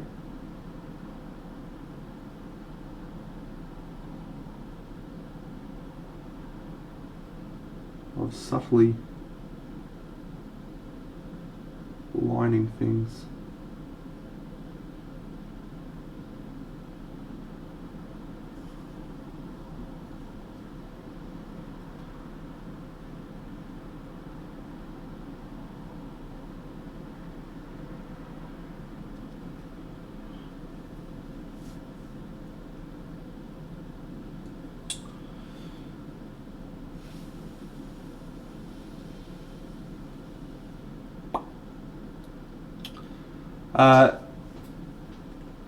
I'm not sure. Not sure I understand what you mean. Like, I do know that when you do too many layers with an acrylic paint, you will tend to see some plasticky sort of stuff coming across.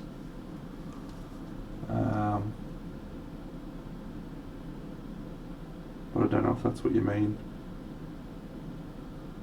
or if your skin tone's just not looking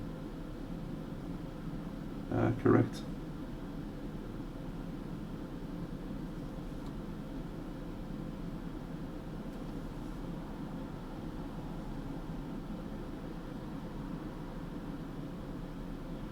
Yeah, might be all that you get. Yeah, yes, it's fine.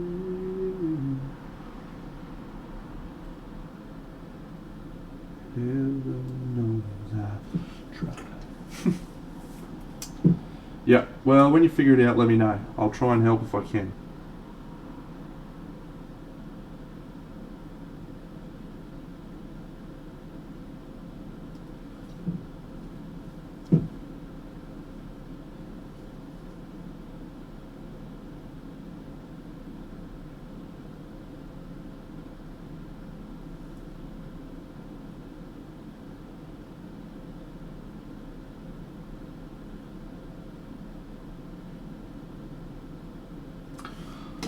Alright, moment of truth. Let's see how this looks with these shoulder pads painted in black.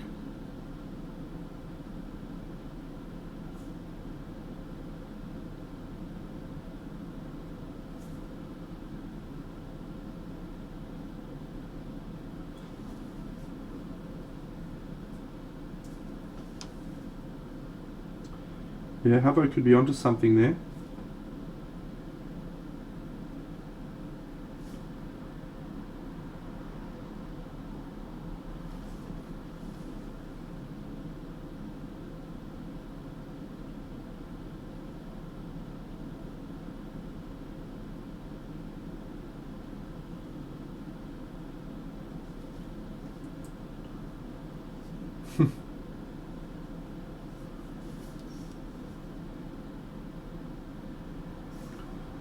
Mate, get the old hairdryer out there.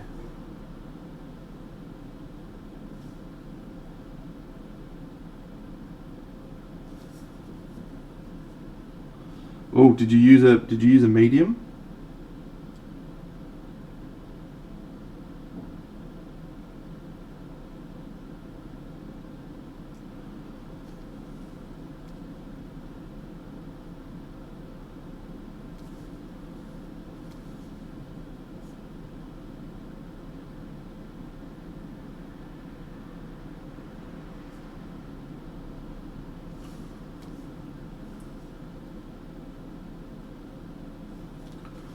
If you use the medium, that may be part of the issue.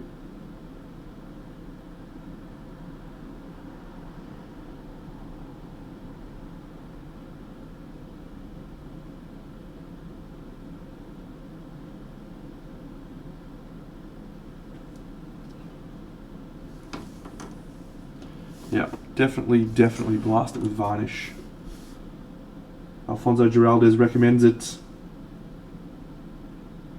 10 out of 10 professional mini painters recommended.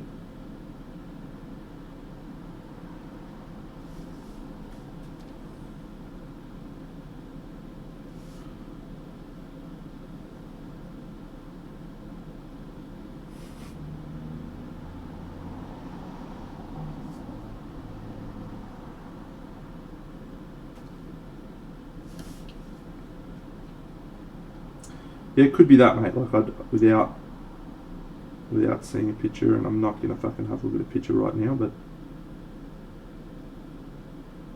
sometimes it can just be that there's not enough texture.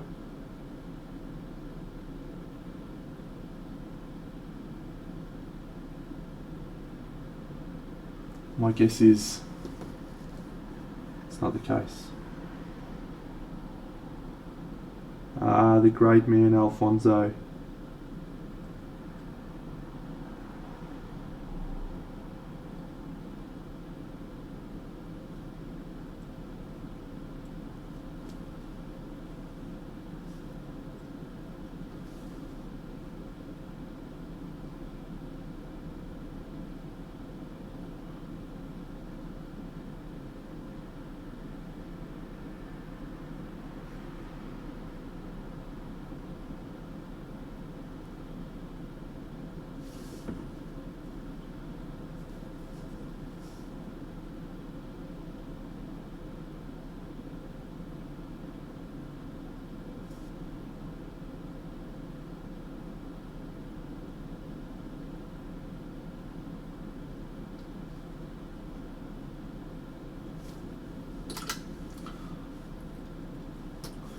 Alright, let's... Oh, I better just do that little bit down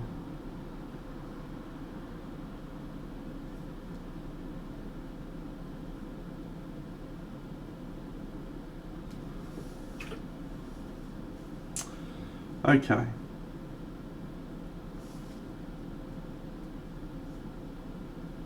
Oh, that looks pretty cool. So what we're going to do now is we're going to cheat a little bit for some scale mail.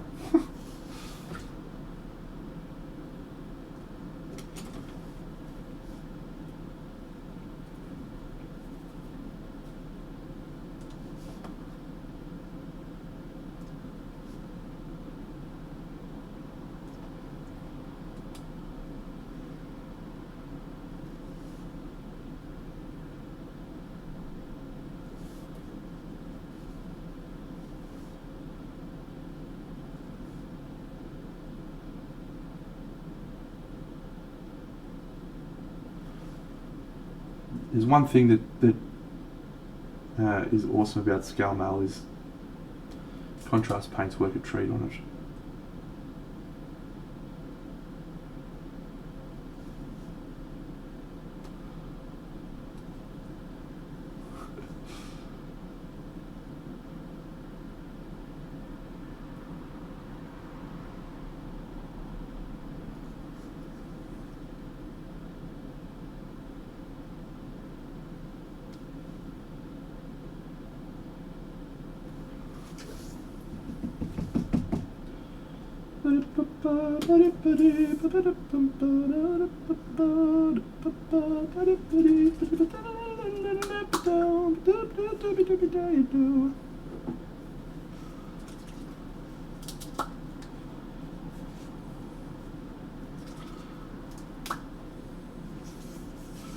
Stand by.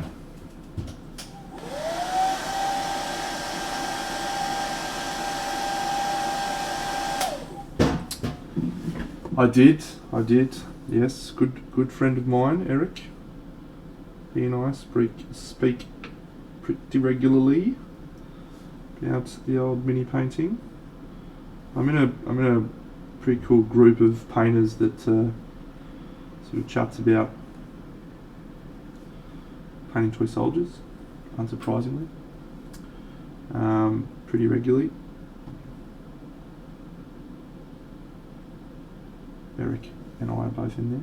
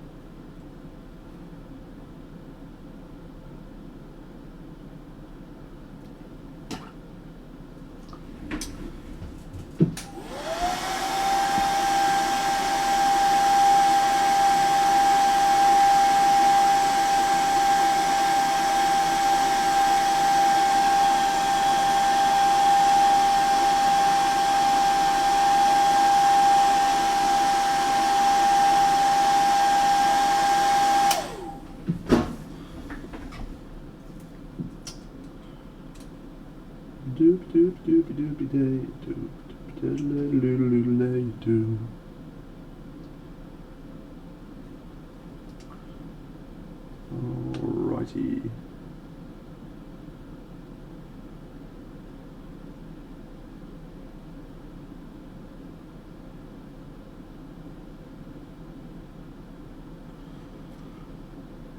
This is a very, very small detail, so I'm spending a very small amount of time on making it look good.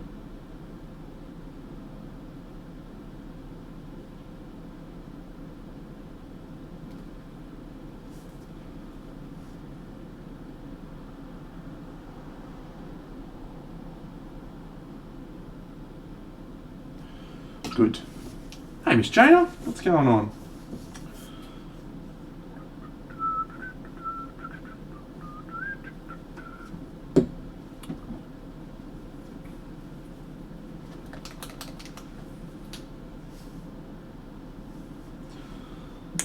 Let's see if we can move some interesting skin tones.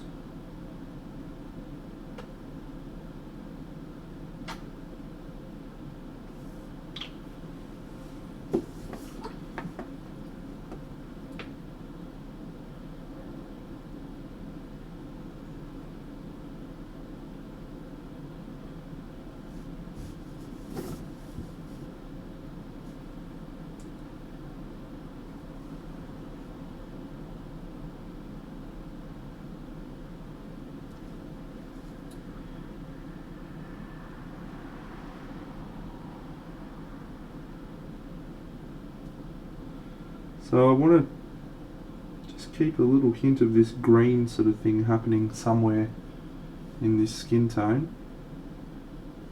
Well, I suppose it's not really green anymore, is it? It started green and it's morphed into a purple now. Oh well. Yeah, how good is it, eh? can't believe it took this long. I thought this would be like a straight winner the moment I put him on the thing. And instead we've had to wait this long for him. Devastating. But he's here now, at long last.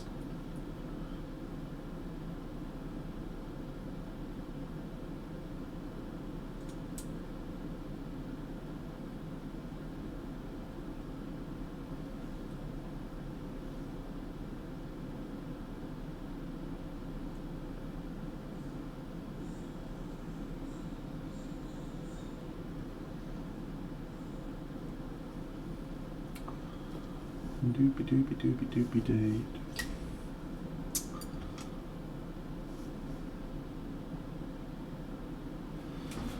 Alright. Boom. Boom. Shake, shake, shake the room. Boom. Shake, shake, shake the room. Boom. Shake, shake, shake the room. Tick, tick, tick, tick, boom.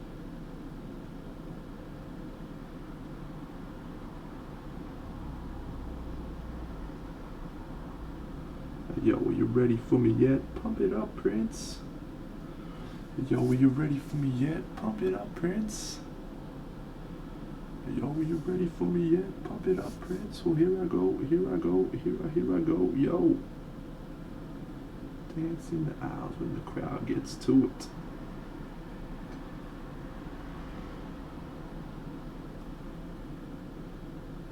You were the blow.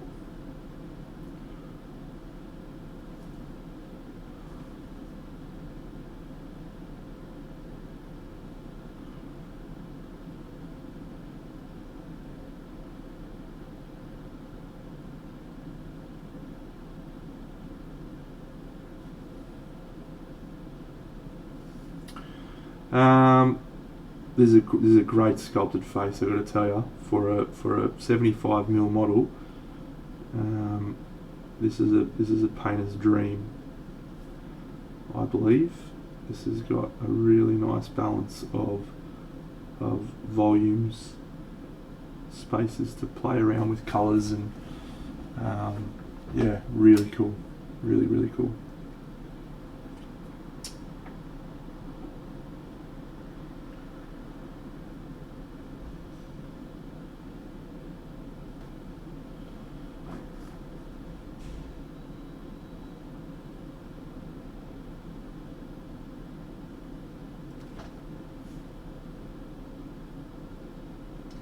What colour hair, friends? Let's have a chat about his hair.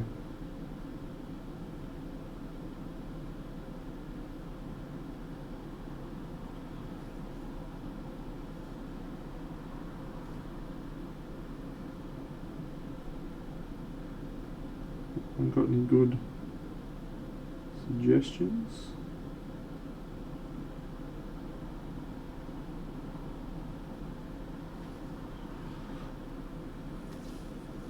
Oh, thanks, Miss Jana.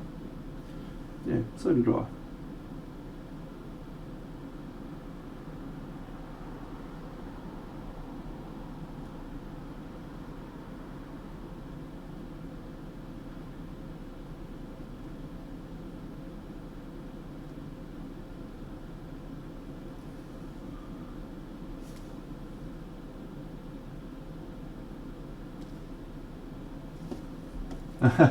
Pink hair.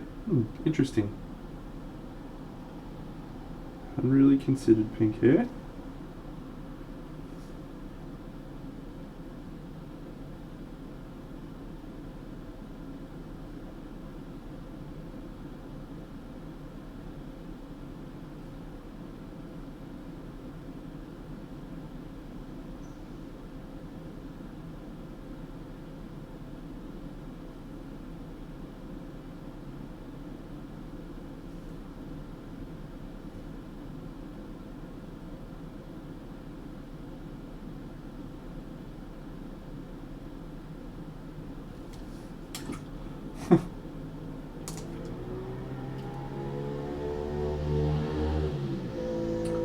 I don't think I'm going to go with pink, friends, but I do appreciate the suggestion. White. White could be interesting.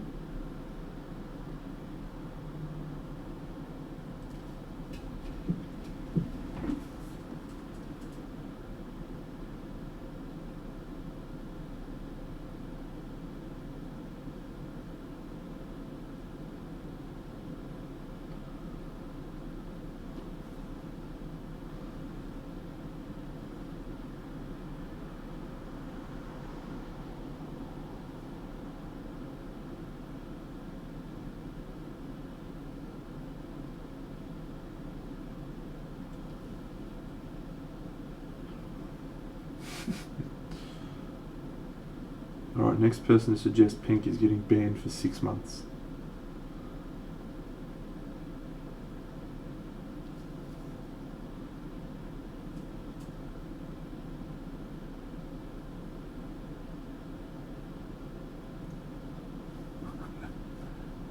Don't tempt me, Frodo.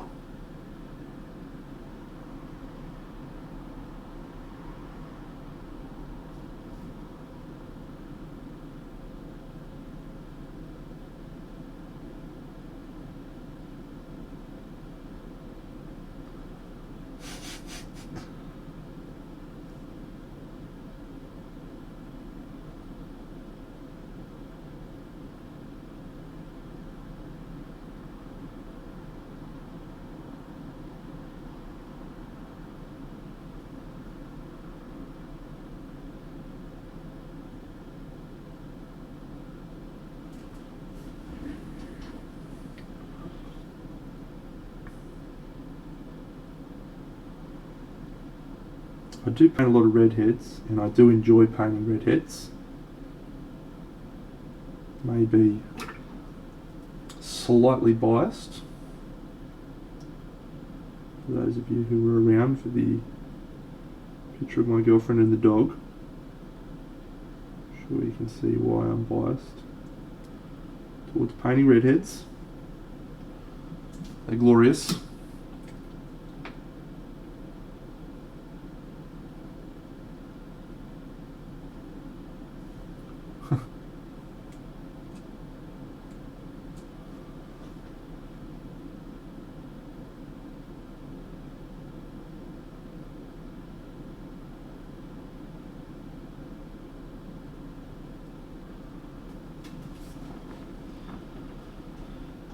Yeah, that's a good call.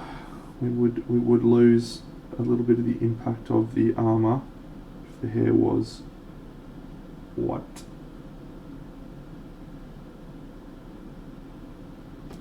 My instinct was to go black hair.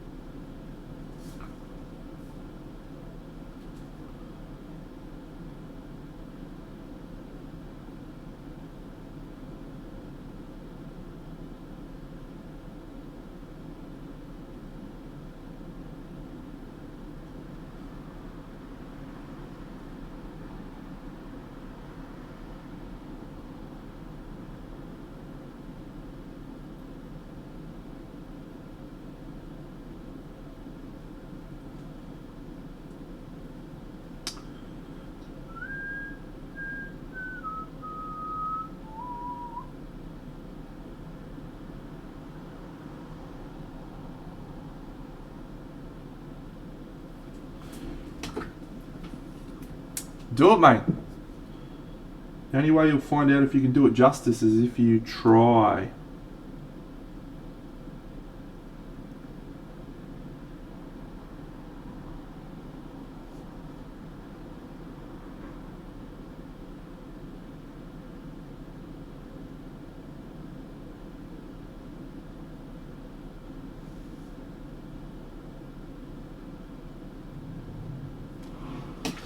Hey, Chris P.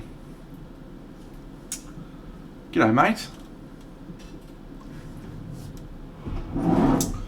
I still haven't fixed shout-outs yet, but let me fucking give you a shout-out some other way. G'day, Faradit. Thanks for the follow, mate.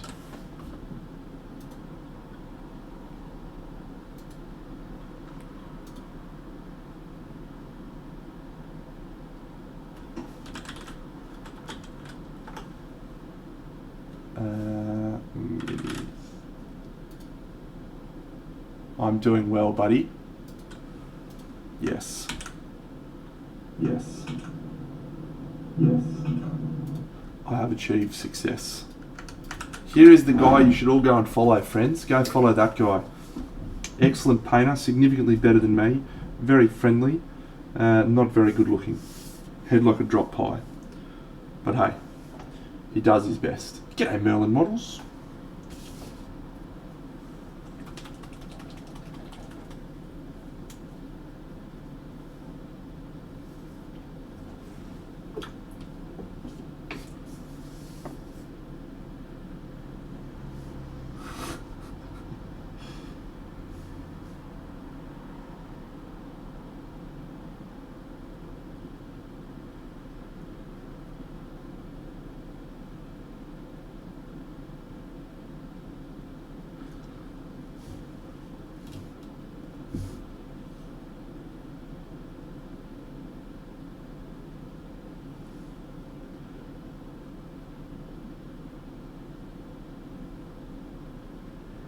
For everyone that just joined in the raid, welcome to Big Dino Paints. I paint shit from all sorts of different models, and I'm from Australia, and that's the extent of all you get.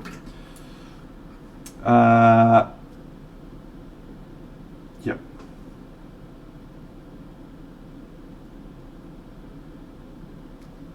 Yeah, this one's going okay, mate. I'm feeling alright about it so far. I literally started it tonight. So, what have we been going for now? 2 hours, 30 minutes. 2 hours, 30 minutes of Big Dino magic right here, pal. Check that out. Boom. Boom. Get it done. Fucking beauty.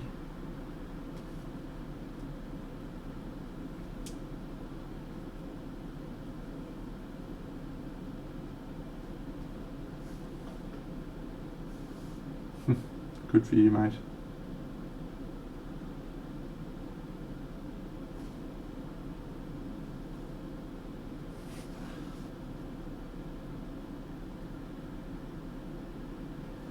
Oops. Oh, Iron Ant, what can I sing for you, champion?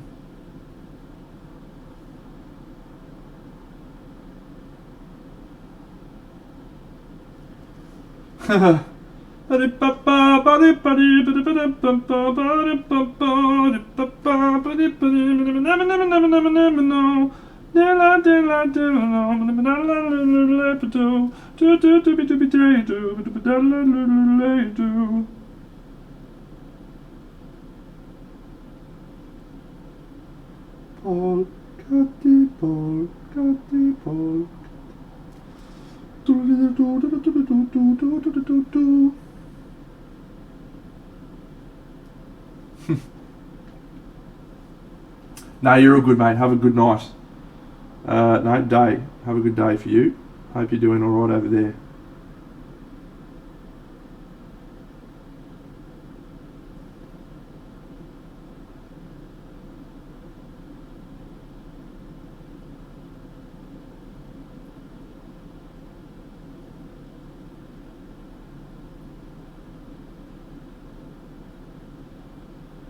Seriously, fuck people who can make this face look good. Seriously. What about me?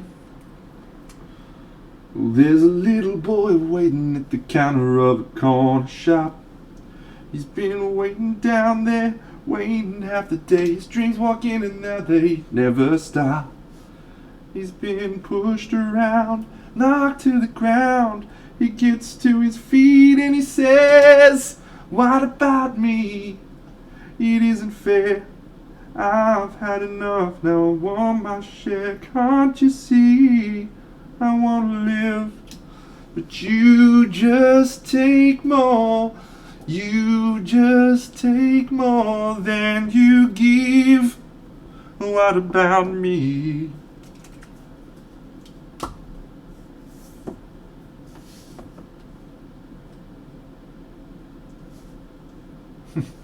See you, Plank. There's a little world gone home. Nobody's changed, nobody's been saved, and I'm feeling cold and alone. See you, Nicky Jags. I guess I'm lucky, I smile a lot, but sometimes I wish for more. Then I'm gone. What about me? It isn't fair. I've had enough. Now I want my share. Can't you see? I wanna live. You just take more. You just take more than you give. What about me? That's alright, mate.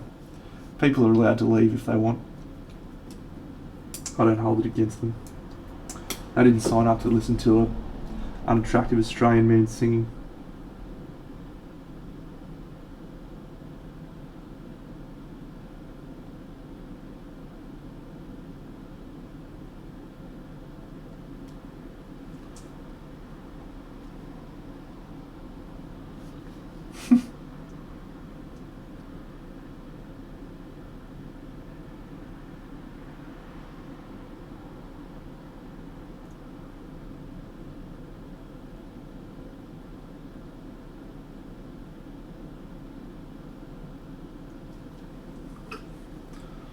Alright, let's try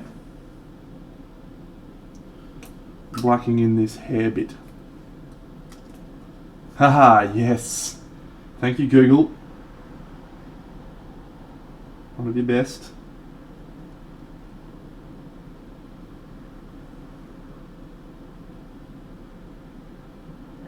Checks in the mail. Google probably already knew that though, since it knows everything about us.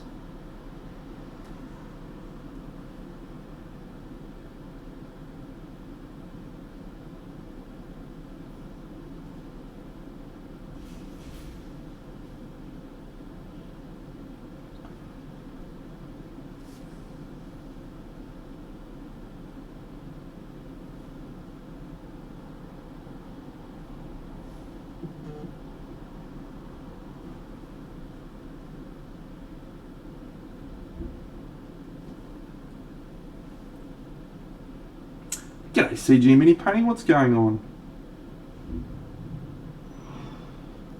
Thank you for hosting or whatever it is you just did then.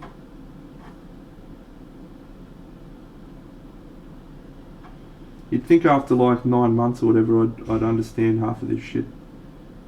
I genuinely don't.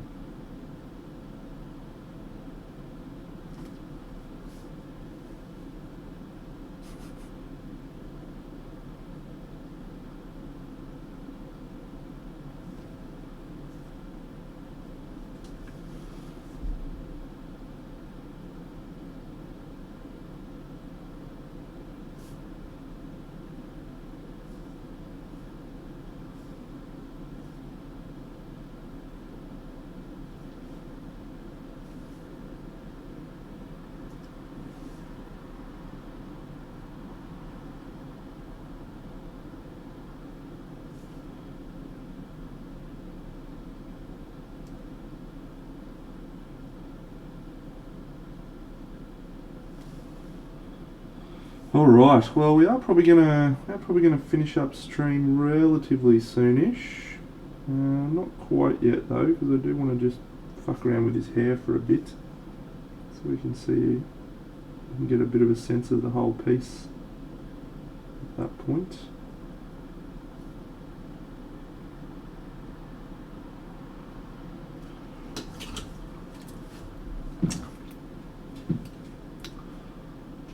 There's a little girl waiting at the counter, corner shop. Waiting at Today, walking in my lane, never stop.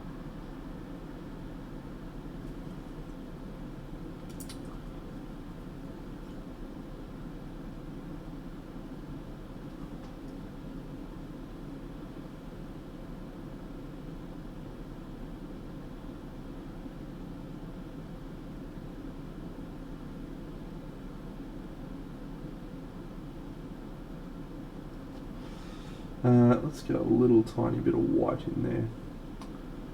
Just get some big.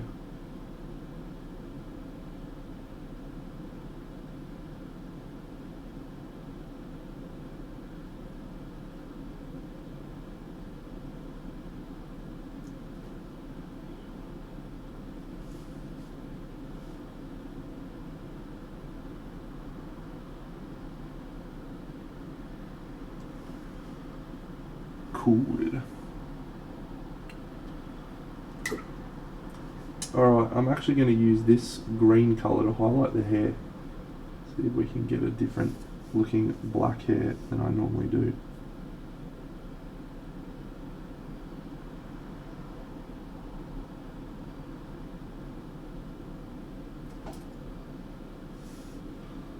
Zoom out a touch. Stop bumping the camera, Dano, you fucking mug.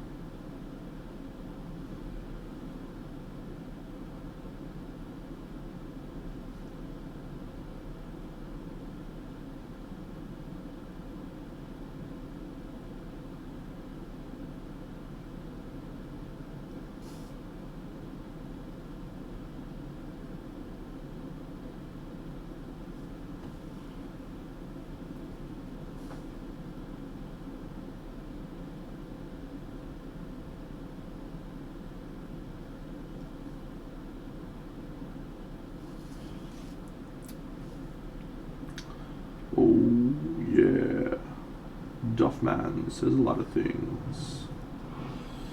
Apotecario 1970. G'day, mate.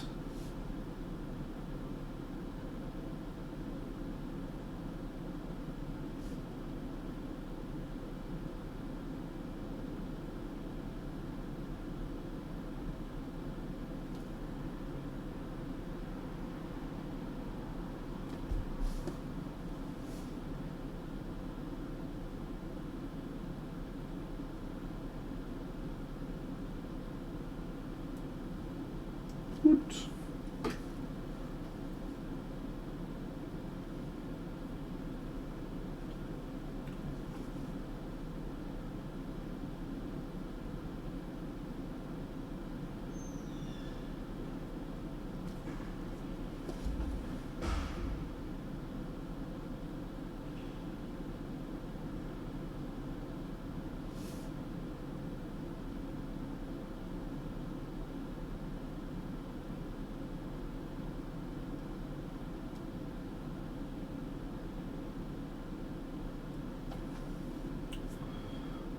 About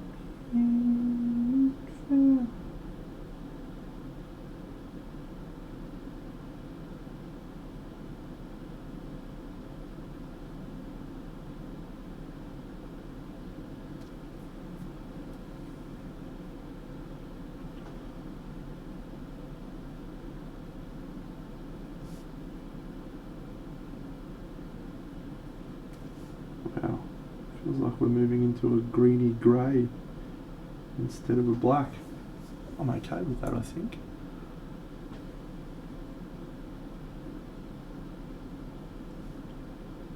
I feel like we will need to. I'm actually going to do it now.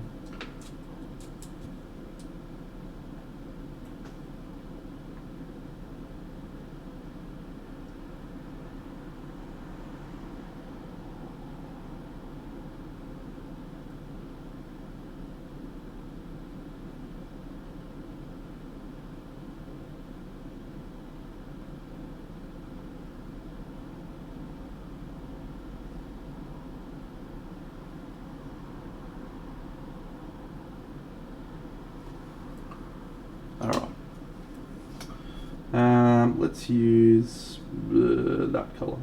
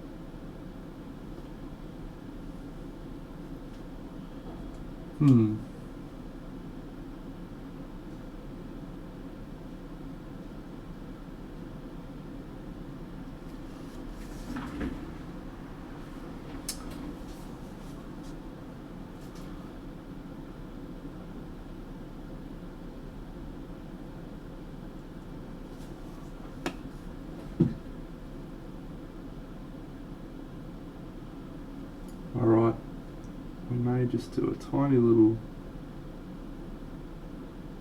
splash of airbrushing on this area, probably later on.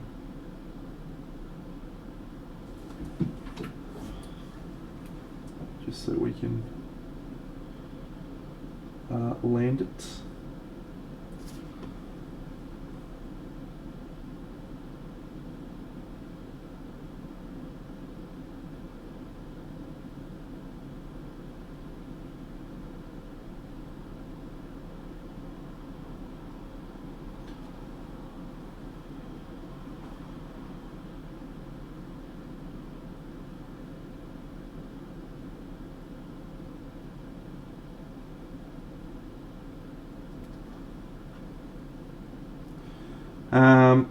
Alright, I'm feeling pretty good about that session so far tonight, and this piece in general.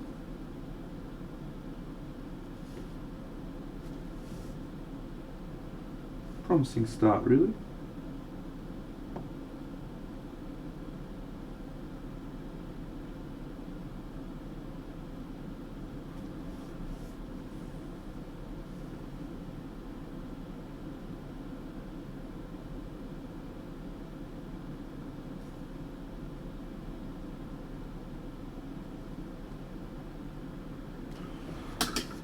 Alright, let's zoom out and everyone can have a look. Yeah, if only it was Morrigan, eh? Yeah, reasonably happy with most elements on this at the moment. There's a few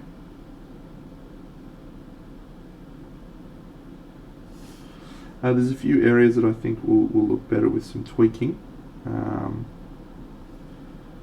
But yeah, overall, pretty good start so far, I think.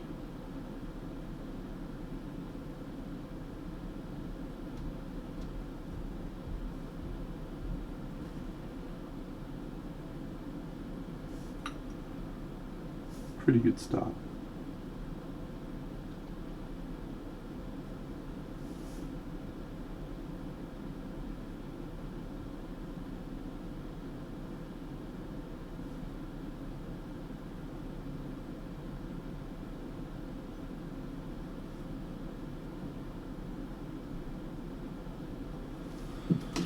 Cool.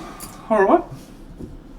Well, he stands on this little dragon head, so we'll probably do some dragon heads Sunday morning. And we might call that a night, I think.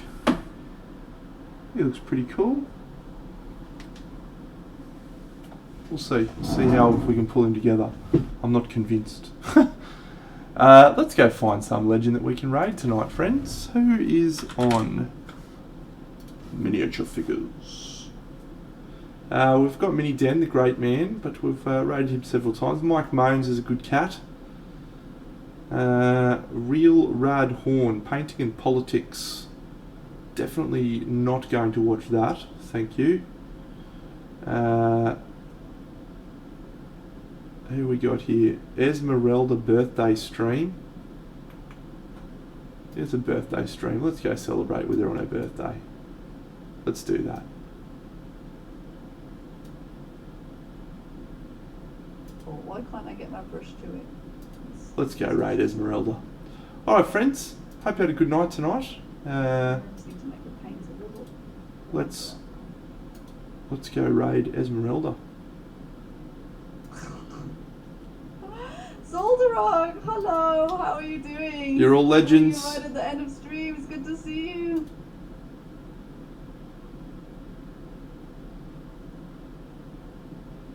Have a great night. Been up to? Big dinner. Out. We're repainting the hair of our girls and I'm getting stressed. because I can't get my brush to cover up the old colour. Oh my god! Oh my god, we're being raided by Big Dino! Oh my god, if you don't know who he's amazing as streamer, thank you for the birthday wishes! Thank you, thank you, thank you! Thank you for everyone coming in with the raid, that's crazy. I love watching Big Dino paint. If you're not already following him, please go follow him. He does these amazing bust paintings. Oh, you overslept, Eldareon. Oh no. Raid time. Oh, I'm painting things I'm not even proud of today. Oh my god. So I've just been painting up my Nighthorn, and I've been changing some of the colours that I painted a long time ago that I didn't like.